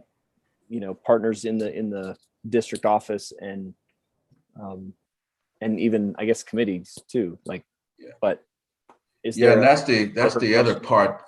Orientation. I need to orient the whole board. The problem is that we're orienting the new Board of Education. Well, I think the last new member orientation we did, I did mine 2 weeks ago, perhaps, and superintendent search got in the timeline of that. The priorities shifted. What I did not want to do is get the board behind you, have you know more about the district operating than the new board members, because I haven't had it. The rest of the staff has yet to have time to provide their orientation to our newly elected board members. I didn't want to put the cart in front of the horse. In this case, was have you all know more about the district than the new board members. So I'm trying to figure out how to pace this in the right way, but you all need it, right? You need it bad. And I say you need it as an entire board, not just the new members that came on today. Just for clarity's sake, council. We need it as a council. As a council, yes, you need it as a council. That way, there's pieces and parts to the district that transform and change every year because new members and players come in. There's new program initiative and so you need to know those things. So you're not having to ask questions about how come we don't do this. If you get oriented, you will be informed that here's who's working or how it's working. It saves us a lot of time on efficiency. But the board should know that ahead of you, they're the decision-making body. The problem is we're trying to hire a superintendent. And so that timeline became the most important thing in the world for us right now. And we had to delay our new member orientations. Ms. Morris, look like you turned your camera off. You want to join? Yeah, I did want to jump in if it's a good point to do so.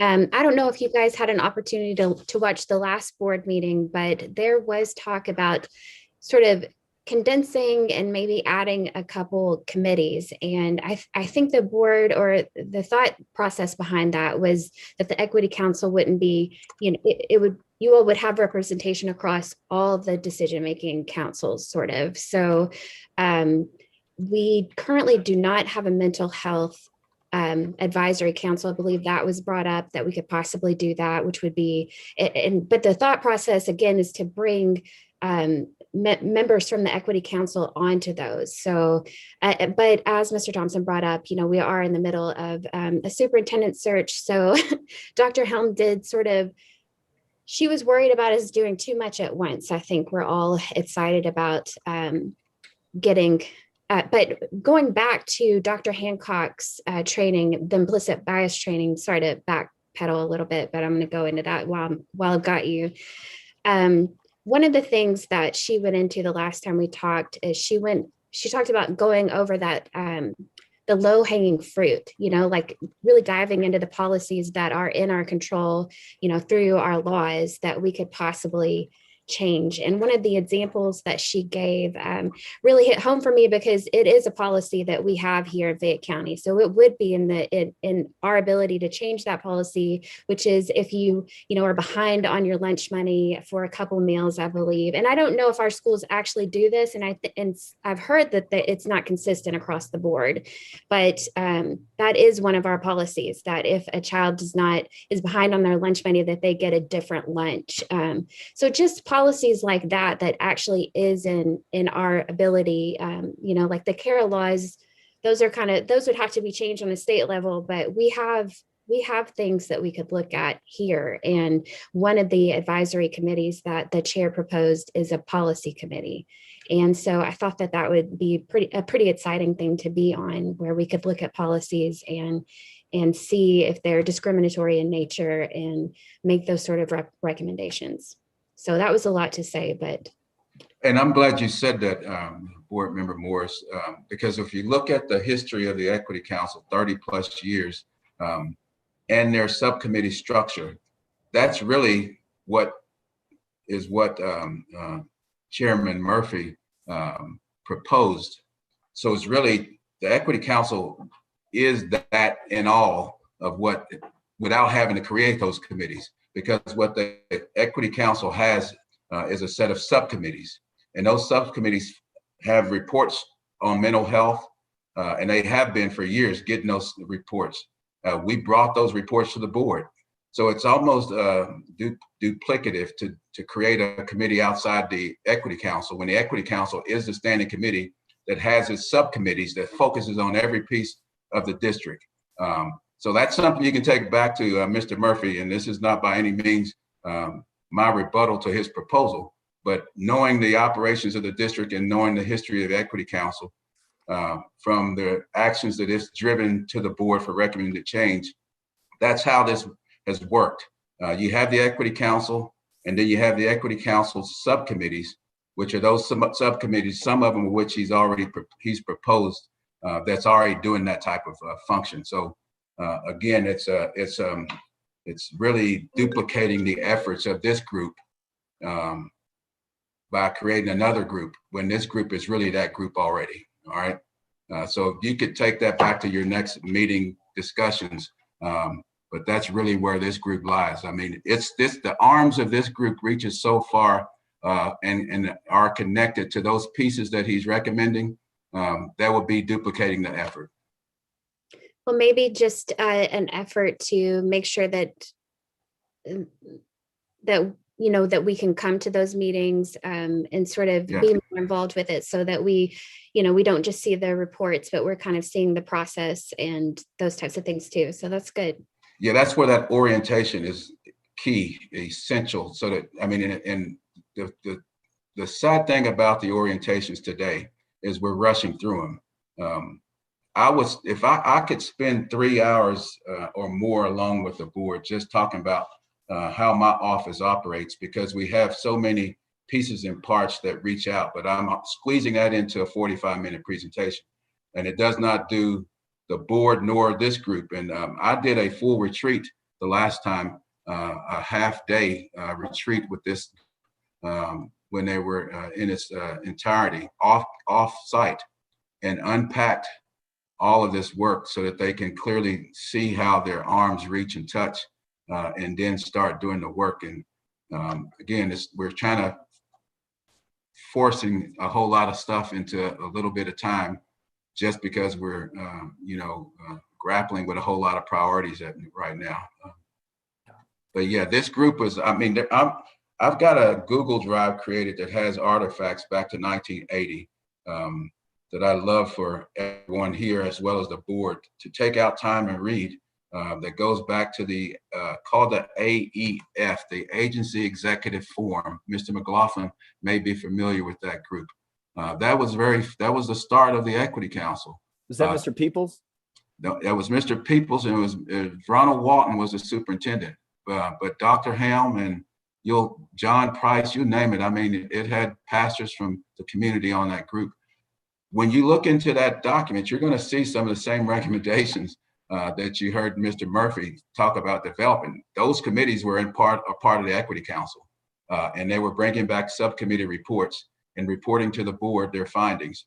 Again, I think this is the group that's already charged with doing what he recommended expanding, and I would recommend that you allow this body of 11 to build capacity within themselves to do that work.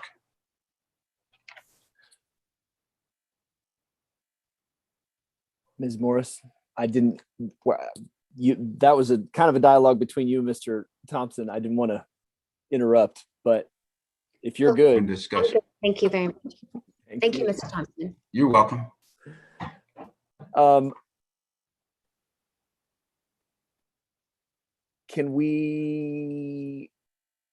Is everybody okay if we cease the discussion of the Roman numeral 1, letter H there, multiculturalism, African-American history policy discussion, since I believe that's where we rabbit trailed off to here. And Equity Council Chair, I got nothing. Board member reflections. Ms. Morris, do you have any reflections from the board? Well, I feel like I said most of what I wanted to say, but I did again want to, I don't think I really expressed how grateful I was to Dr. Hancock. I had participated in implicit bias before through other organizations. Can you just, is Dr. Hancock employed by FCPS? Apparently have contracted her to do the implicit bias training, but and is that the IDI or is that different? Yes, which I'm not completely finished with yet. We did our group evaluation, and I have a scheduled one to do my individual, but I do want to say that, I mean, she was fantastic. And I mean, she was leaps and bounds better than anything I'd ever experienced before. So I did want to just say kudos to that. And I mean, she was just really, really inspiring to really, put it in our court, what's in our control to change, because not everything, we have SPDMs, we have all sorts of people who have the power to make change, but, identifying what's in our ability to change and really going after that was empowering. And again, the training was just, it was much better than anything I'd ever been through. And I won't say where I've been through it just to not offend people, but she was wonderful. And if you all do get the opportunity to use her, I would highly recommend. What's her first name? Michelle, Dr. Michelle Hancock. She's a consultant, a vendor through our office that we are using. I'll look her up on. But so here's a recommendation. This is how you do what you do. Because my budget is used to support the district. The board has the opportunity to make decisions on parts of that budget. For instance, whether or not this group receives the same type of training. That's something we can potentially arrange with Dr. Hancock, get a profile of you all as a group. But again, I don't have that built into my current budget, but you could send a recommendation to the board based on this conversation that this group would like to have the same type of assessment done. And I would completely support that. Just hint, hint. I think everybody heard that loud and clear. But like you said, that's not this body, right? Mr. Thompson, that was to Board Member Morris, correct? Well, the recommendation would come from you all to her. Okay. And then to the entire board, who would then take action to discuss that consultant servicing you all, a standing committee to them. So. All right. There's a potential motion somewhere down the order. So if you all get there, then we'll. Are we, I hate to ask this, there are 7 of us left, right? 6? Yeah, you still 6 is a quorum, so you're still good. We're good. Anyone care to make that motion or make a motion to recommend to the Fayette County Public School Board of Education for the Equity Council to be allocated funds for Dr. Michelle Hancock to take our body of 11 and other relevant parties through the IDI Intercultural Development Inventory, both individually and as a group. I so move. All right. All in favor?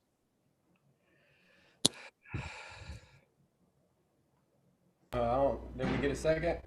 I second. Okay, cool. Yeah, sorry, I missed it. No worries. So, I'm grateful. And Mr. Thompson, I apologize for my absolutely ridiculous comma-filled run-on sentence there in the. No. So what I'll do is Thursday we have a cabinet meeting. I'll ask Superintendent Helm to communicate with the board. Ms. Moore is here. Under the superintendent's report, adding an item requesting that Dr. Hancock, based on a recommendation from this group, provide IDI, which is implicit bias, racial discrimination training, similar to the board, a standing committee to that body. So we'll have it in public record.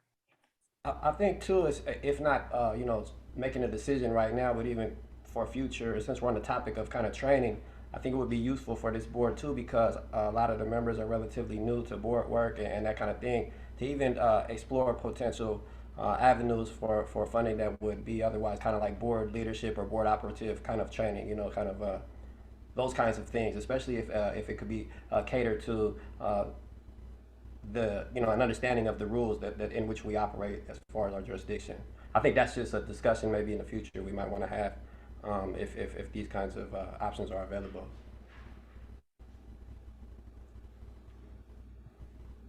Yes. Noted. And Mr. Berry, feel free to bring them up as you find them and as they align with our mission and efforts. All right, so I got a bit of a question there too, and that just is I don't know. I think I'm getting a feel for it, but I would like to maybe even hear from Daryl about this. In general, especially considering that we are a relatively new kind of group, how much of this is something that we are, I guess, have the liberty, if you will, to kind of dictate the direction of our board? And even if it's just a simple, scale of 1 to 10, where maybe 1 is, we're under total kind of control or rules, if you will, guidance by the district, or 10 being, we're an autonomous kind of, organization or body, if you will. And so I'm kind of just trying to get a feel about how much room is there for creativity here in approaching these problems, and how much is it kind of a thing of following process and procedure of prior, generations, if you will. I would say, so it's a great question, and so I think you have to look at scale and purpose and time. I'll use those 3. The purpose that the group had when it first started is not the same today, if that makes sense. And so we're creatures of habit, and we oftentimes will try to do or function the way the previous organization functioned. And we lose our purpose, because at that point, it's not needed the same way. It's like using a hammer when now you don't need a hammer, you need a wrench. But before we needed a hammer, I promise you, the Equity Council hammer. They were an agitator, they were adversarial, they were probing because they had to be. I mean, you think about things that really 50 years ago, not that long ago, schools not being truly equal, but they're better now, right? So knowing that things have happened over time, you can't function the way they used to. So you have to look at your purpose and say, what is our purpose now, given the fact that this district has instituted a 5-year strategic plan that we never had before? And let's see if they progress, monitored, and accomplish what they said they were going to do. So if you look at those outcomes and you look at the measures of success, then you determine what your purpose is. But if you don't do that first, you dive in saying, well, I think this is important. I think we ought to do this, and I think we ought to do that. And you end up without accomplishing anything, because you don't have any synergy around what your purpose is. And so when you say how much flexibility, your flexibility is predicated on the data. Are you focusing on what the data tells you needs to be done? But the board is not sovereign.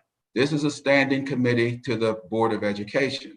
It's not an individual board that decides that it needs to be what it wants to be, how it wants to be. It needs to be functioning under the guidance of the Fayette County Board. And so those charges should be coming from the board. For instance, the policy, the committee structure that Board Member Murphy, Board Member Morris mentored that Board Member Murphy recommended.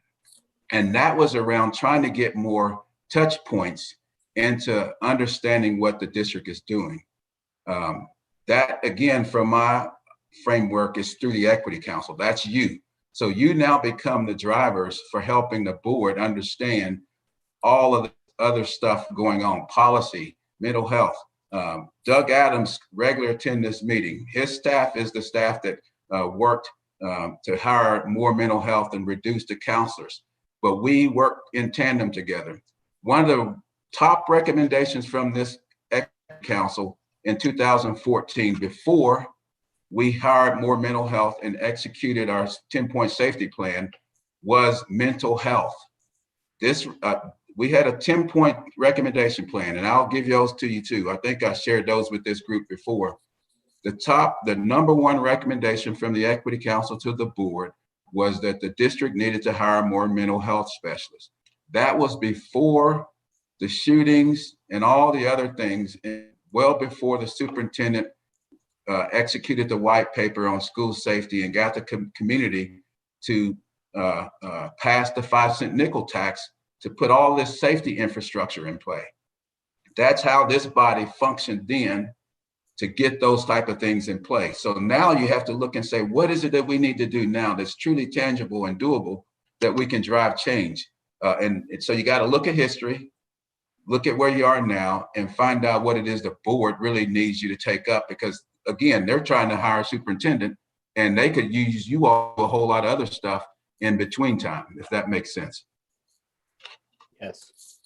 Right. So what I'm hearing then is obviously we got to me, it sounds like, be familiar, of course, with the, the processes or what's going on within the district, as they become relevant to our interests. But I think also just kind of developing those kind of relationships and those ends is probably extremely essential. key. Essential.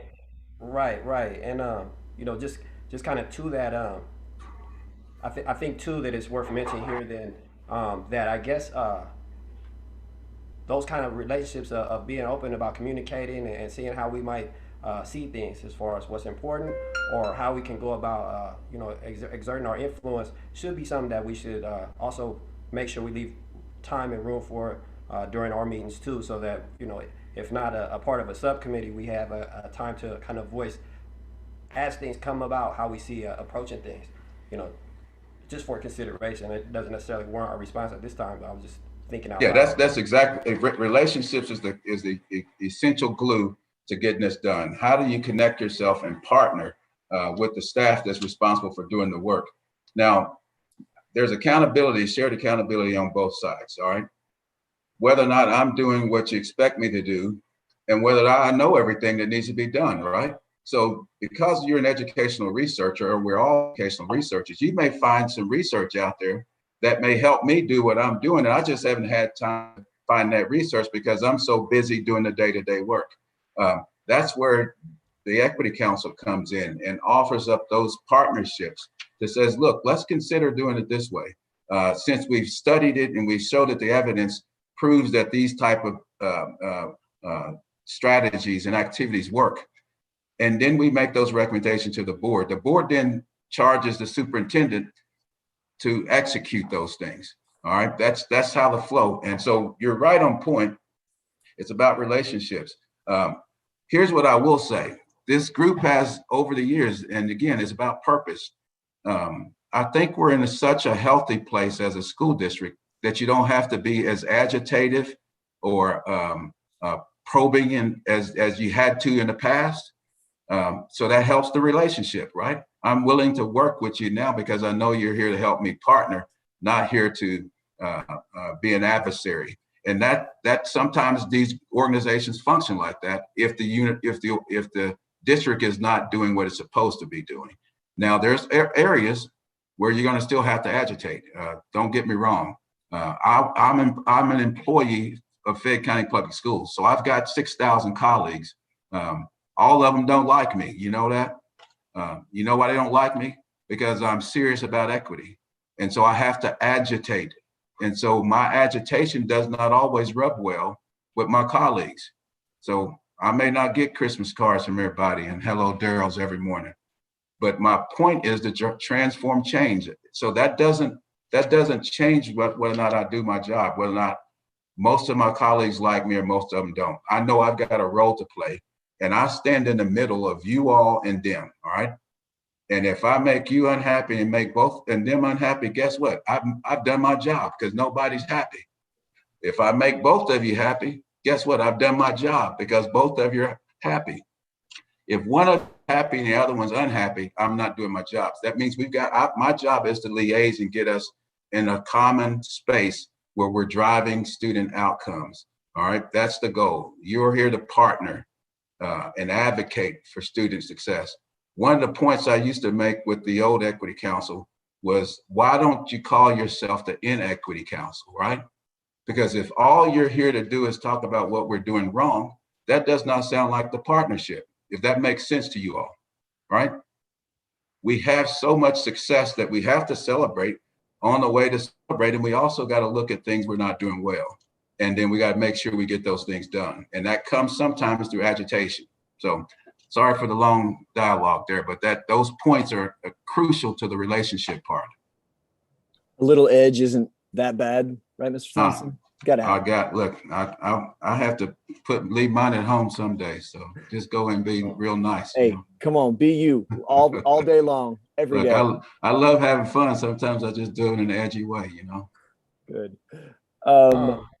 Before, just real quick, before I go too far, I meant to bring this up while we were still within the time frame. I'm sorry, my camera's whacking out, but I just wanted to, acknowledge that we have received the complaint or the paperwork from the Cardinal Valley, I want to say, and I won't get into it because I think it's fair enough that we talk about it, amongst ourselves, if you will. But I just want to at least acknowledge that, that complaint had been made by the community.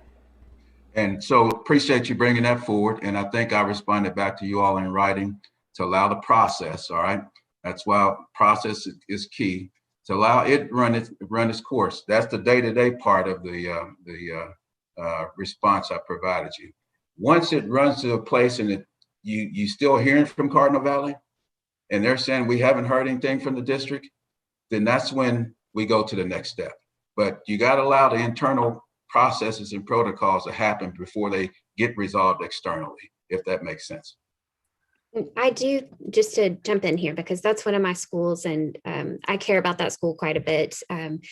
So I forwarded that to Dr. Helm. I'm not sure that she saw it before, but it has been reviewed. And, these are people's lives, so it's not just a policy. There are children that were affected by this policy this year that will affect what they're able to accomplish next year.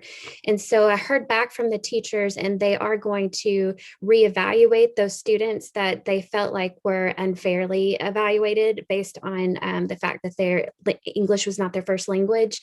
And they are in the process of reviewing the policy. And I did double check with Chairman Murphy, and it is a policy that can be changed without a board vote.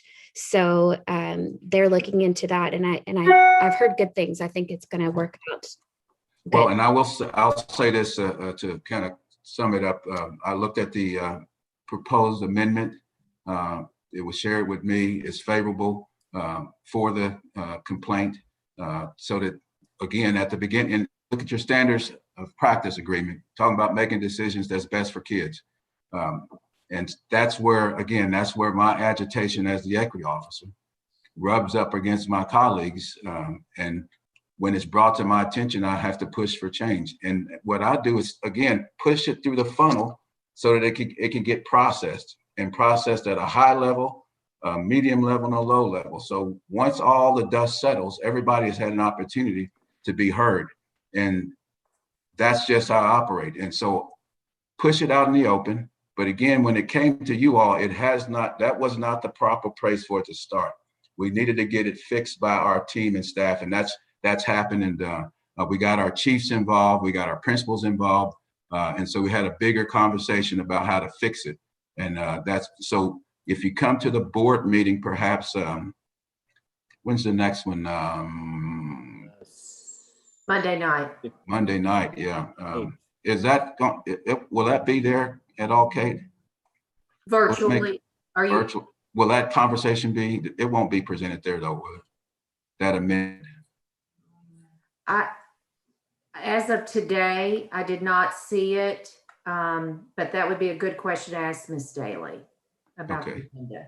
But we have put forth language that takes care of the students, particularly for this school year, that were subject and impacted as a result of all types of learning anomalies. And so that, again, a whole lot of push goes a long way, but I appreciate you all elevating it and keeping it top of mind. Can I just ask a quick process question about that? I thought your response was Daryl was thorough and self-explanatory, and that was all good. I guess what I wanted to know is, does the Equity Council, when we get something like that, does, like Brett, did you respond that to the teachers that we did receive it? We're not blowing you off. We're not ignoring you, but it's going, this is where it's going. Or Daryl, how do we do that when we get those kinds of? So that's great, because I responded to Lois that we needed to create a common response from the chair to the correspondence that this is in process. We are in receipt. This is the process for resolving it. Please know that we're moving the thing forward. So I think I actually asked Ms. Gillespie to go ahead and start drafting that letter. God bless you. But yeah, that's a great point, Mr. McLaughlin. A common response, a message, so that this is just in time and not delaying those teachers thinking that it's nothing been done. But it would sound similar to what I wrote in my response to the group anyway. The teachers got copied on that response. That here's how we're planning to resolve it internally through cabinet, executive leadership, and then if it's not resolved, and there's a process to grieve, to actually appeal a decision by an SPDM council or the board policy. So I embedded that in my response as well. So there is a process if you want to appeal a decision by the board, and the board has a way of publicly resolving those. Right. And I think honestly that this is a great, I guess, opportunity in two ways. Of course, to kind of engage the community issues and learn those processes about the board. But also, even I would implore board members over this month to just kind of consider about how we might draw those lines collectively, right? So because we want to speak as a unified voice, and we don't want to have I guess our board hats on at inappropriate times. But we also want to make sure that we're able to voice our opinion about a given issue that maybe other members might not totally agree with, or maybe they do, but maybe we're getting pushback from the from the district or any other entity. But I think it's important to kind of consider and think about, as a board, how might we formulate a collective kind of way to approach those kinds of tensions in the future. And so, just for food for thought moving forward, if anything. Yeah, it's great. I mean, Mr. Thompson has said relationships are key. And I think, it's difficult in a pandemic anyway, but our engagement and interaction, I'm certainly more likely to hit you up if I see something and I just need to process it on the way home. If we have some sort of relationship, then if I'm like, oh yeah, I saw him last month at, through the miles, right? So that's good. More food for thought, Mr. Berry, and I will. And to that point, you're an individual, but you also want to have some synergy, and that synergy comes again through relationships. I work for an organization of 6,000 employees. Believe me, I got my opinions about the system. I don't share all of them though, all right? But I do share a whole lot of them with my teammates. They clearly understand where I stand about our system, all right? Our trust is predicated on whether or not they know I'm doing that for the good of our organization or whether I'm doing that for me, right? Right. So they know it's predicated on how me transforming our organization. So my individuality is not lost in my, my expression, because they've got a chance to know who I am and where I stand on the issues. And I usually say them openly within the group. So I say that to say, talk to your committee members. You got a telephone listing. I'll share it with you all with everybody's telephone number on it. Call each other up and talk about these things with each other inside the bubble first. If we can get them inside the bubble, we can resolve them typically outside the bubble. That's a good word. Mr. Thompson, what's the protocol on skipping stuff on this blessed agenda? Here's what it sounds like. based on the rich conversation we've had, it looked like we've covered most of the items on the agenda. Yeah. If all, look, if everyone's agreeable, we'll move down. And I think we covered committee reports, other communications, and there you go. With apologies to Dr. Helm. Yeah, so I sent you all that. So the beauty of the electronic agenda is you can click on the link. Yes. The video, and her report is already done. So that's why you should have already listened to it. Or you should listen to it tonight if you haven't already. Right. Is there a motion to adjourn? Mr. Chair, Yes, sir. before we adjourn, can I make 2 comments or 2 requests? Please, real Vice quick. Chair Farr. So there are 2 important items that I want to see if we can get on the agenda for the next meeting, and if the group, the council will agree. The first one is that there's some conversation among board members about a policy that they have regarding equity. And that policy will allow the board to have a 6th non-voting member on the board from the Equity Council in the event such as the one we have, where we have a district with 49% of our students are students of color, and we have an all-white board. And so there's a policy in place to remedy that by getting on board a 6th non-voting member from the Equity Council. And so I think in the next meeting, if we can talk about that and come to some agreement about our position on that, and then talk about the ways in which we might be able to help the board move forward with that, I think that would be wonderful. The second issue, yeah, Mr. Thompson. So before we go to your second, I want to just give a little backstory, and board member Morris may want to join in. There was also, as a part of board member Murphy's comments at the last board member, proposed recommendation to expand the board, I think, to have those non-voting members. Now, out of the mayor's commission, that was a recommendation both to the city that both organizations, giving its demographic makeup, have this equity component. And so you could expand the board's understanding of what the mayor's committee report came out, because it would be a little different. Right now, our board, when we're having in person, we always invited a classified member, a certified member, and a student, all right? Okay. But it did not say specifically whether or not those individuals were minority or not. Mm-hmm. That's a key to your recommendation. Yes. Now, I took that a little further when Manny's, again, before his 2 weeks before he died, I took a policy recommendation, a statutory change, to look at adding language to the statute for school boards. There's nothing in the language for developing school boards, how board members are elected, let's say that. But in 1990, they put specific language into statute about SBDM councils having minority representation.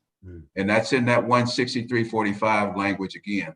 It specifically says where a school that has 8% or more minority population must have minority representation, a teacher or a parent or both in the cases. So that's something you could, we need legislative legs that's a bigger change than this, because that's where I like to cut my teeth at in changing statutes, getting things that historically that disenfranchised us into law, And this is a committee work that we can work on, and I think it can grab some legs real quick.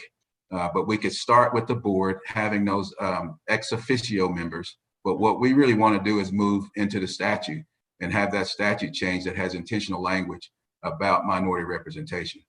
Even expanding it to a 7-member board. That's the other part. We're like all the other school districts in the state except for Jefferson. Jefferson has a 7-member board. Our school district is almost like Jefferson by scale. The rest of the districts in the state are not like the 2 of us. So why not have 7 divisions instead of 5? So that's some other conversations for tomorrow. Thank you. I appreciate that. The other one is, I know some years ago, the Equity Council always had a teacher for one of our public schools on the council. And I think there was a policy change that eliminated teachers. And I would like to revisit that policy because, well, real short, I don't want to prolong the meeting, but the importance of having a teacher on board is our teachers. Some of them really care about equity issues. And they are on the ground with the kids every day, and they see what's going on in a very deep way. And they understand some of the stuff that Nicole was talking about, what's her last name? Jenkins was talking about earlier.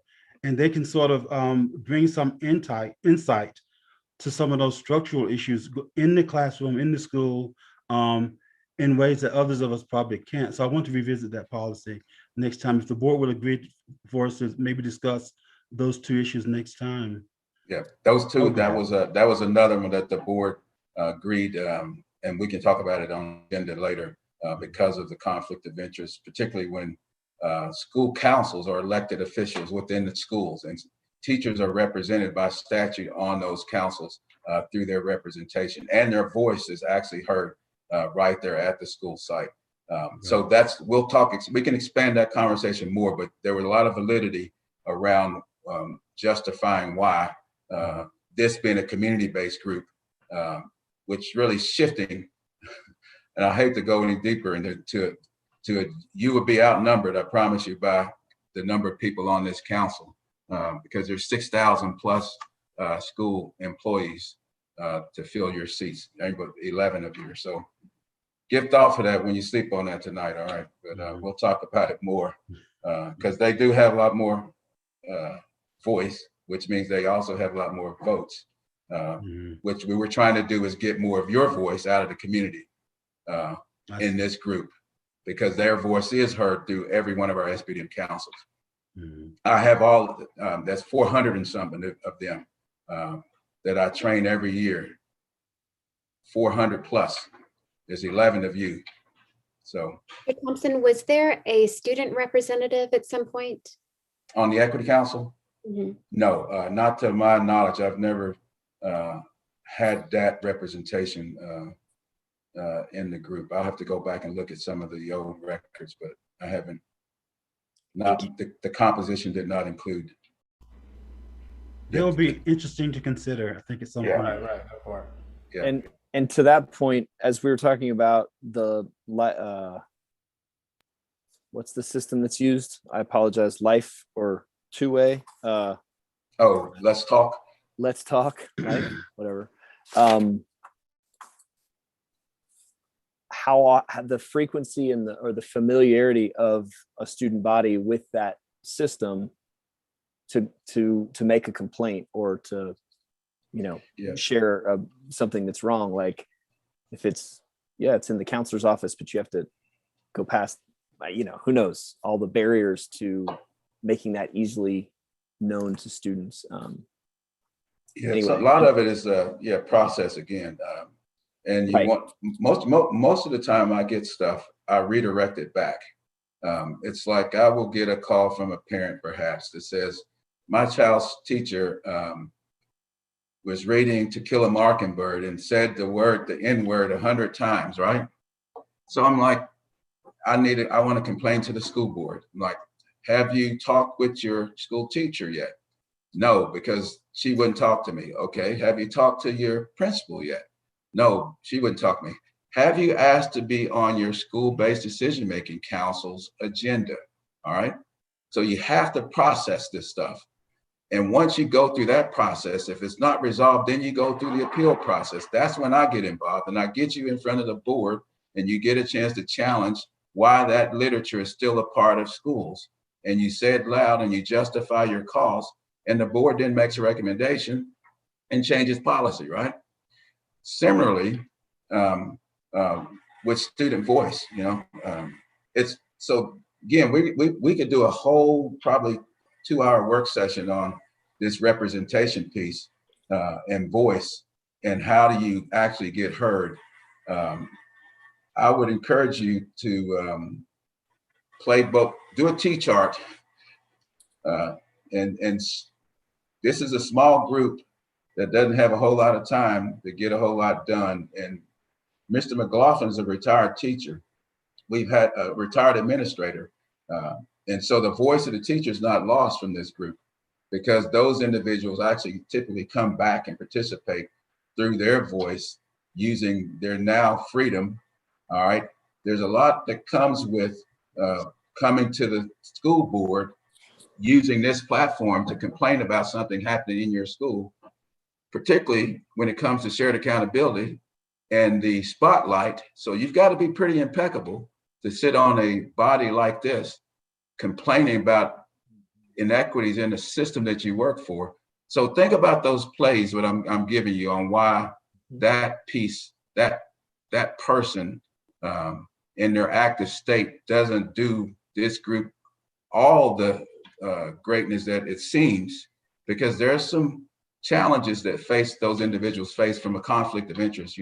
Just play with that some, and we can do a deeper dive, or you can call me. We can talk more about it offline. That way, this whole group is not having to spend 2 hours unpacking that. It's deep. It is in a. That's why I'm not on the Equity Council. I want to be on there if they want to be on there. I'll tell you everything. I know all the dead bodies are. I've thought about that several times today, but think about that. Make me a voting member. Y'all want to hear? Y'all want a voice? Look, that's a joke.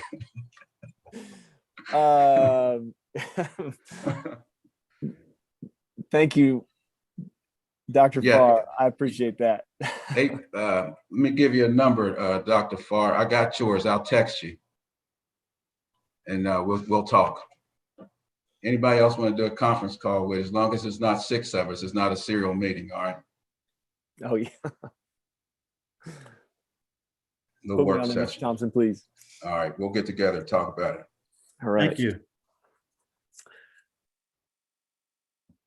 If anybody else is still awake, is still ready to shut this thing down. Yep, it's all good. Appreciate y'all's time. I wonder, oh boy, I hate to prolong it, but could I just make one very short comment? I promise I will go to Robert's Rules of Order Academy next week.